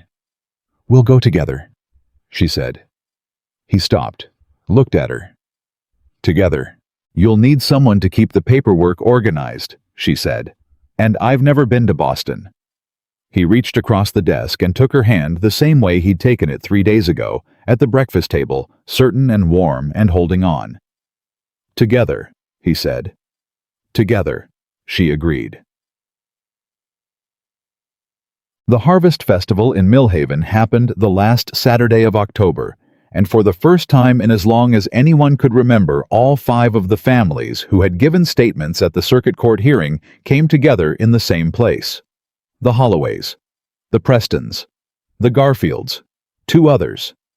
They came with their families and their children, and their tired, relieved faces, and they ate together and talked together with the particular ease of people who had come through something hard, side by side. David Holloway found Abigail near the edge of the gathering and stood beside her for a moment, without speaking. My wife wanted me to thank you, he said finally. You did the hard part, Abigail said. You stood up and told the truth. You gave us something worth standing up for. He looked out at the gathering. I told my wife, I said I don't know that woman well, but I know she's the kind of person who does what needs doing without waiting for someone to tell her it's all right. He paused. My wife said that's the best kind of person there is. Abigail looked out at the crowd, found Nathaniel on the far side talking with Reverend Harlow, and found that she could locate him in a crowd, now the way you could locate a fixed point, not looking for him exactly, just knowing where he was. Tell your wife thank you, she said. Holloway nodded and moved on, and she stood there for a moment longer, holding everything the evening contained. Emily laughing across the yard with Thomas. Her father in conversation with a man she didn't know, standing straight, looking lighter than she'd seen him in years. The families who had come through the thing intact or nearly intact, beginning the slow work of rebuilding. Nathaniel appeared at her side. Ready to go, he said. She looked out at everything one more time. Yes, she said. They walked to the carriage and he helped her up, and she didn't need the help, but she took his hand anyway, and he knew the difference, and didn't remark on it. They drove home in the October dark, with the harvest smell on the air, and the stars thick overhead, and she leaned her head back and let herself feel fully, and without reservation, the shape of the life she had built out of the ruins of what she'd been handed. Not the life she would have chosen if she'd been asked 6 months ago. Something different. Something harder and truer and more hers than anything she could have planned. She had walked into this with nothing, no choice, no warning, no preparation, and she had chosen piece by piece and day by day to turn it into something real. Samuel Carter had rebuilt his name with honesty and hard labor, and the county was slowly, carefully beginning to believe him. Emily Carter was laughing in the arms of a good man under October stars. 18 families were sleeping on land that was theirs again. And somewhere in Philadelphia, Elias Cord was facing the full weight of what he'd tried to build on other people's losses. And Abigail Brooks was going home, not to the Carter farm, not to something borrowed or arranged or made bearable by necessity. Home. The place she had claimed and worked and learned and fought for. The place where the east window let in the morning light and the ledgers lined the office shelves, and the man sitting beside her on the carriage bench had looked at her across a table one morning and told her plainly who she was to him. He reached over without looking at her and took her hand, and she laced her fingers through his, and the carriage moved through the dark Virginia night toward Brooks' estate, toward the life they had chosen. And she felt with complete and steady certainty that she was exactly where she was supposed to be. Not because fate had put her there, not because a contract had put her there, but because she had chosen it every single day with open eyes and a full heart, and the quiet, unshakable courage of a woman who had learned that love was not something that happened to you. Love was a decision you made every morning when you woke up, and every evening when you came home, and every hour in between when it would have been easier to let go, but you held on instead. And Abigail Carter Brooks held on.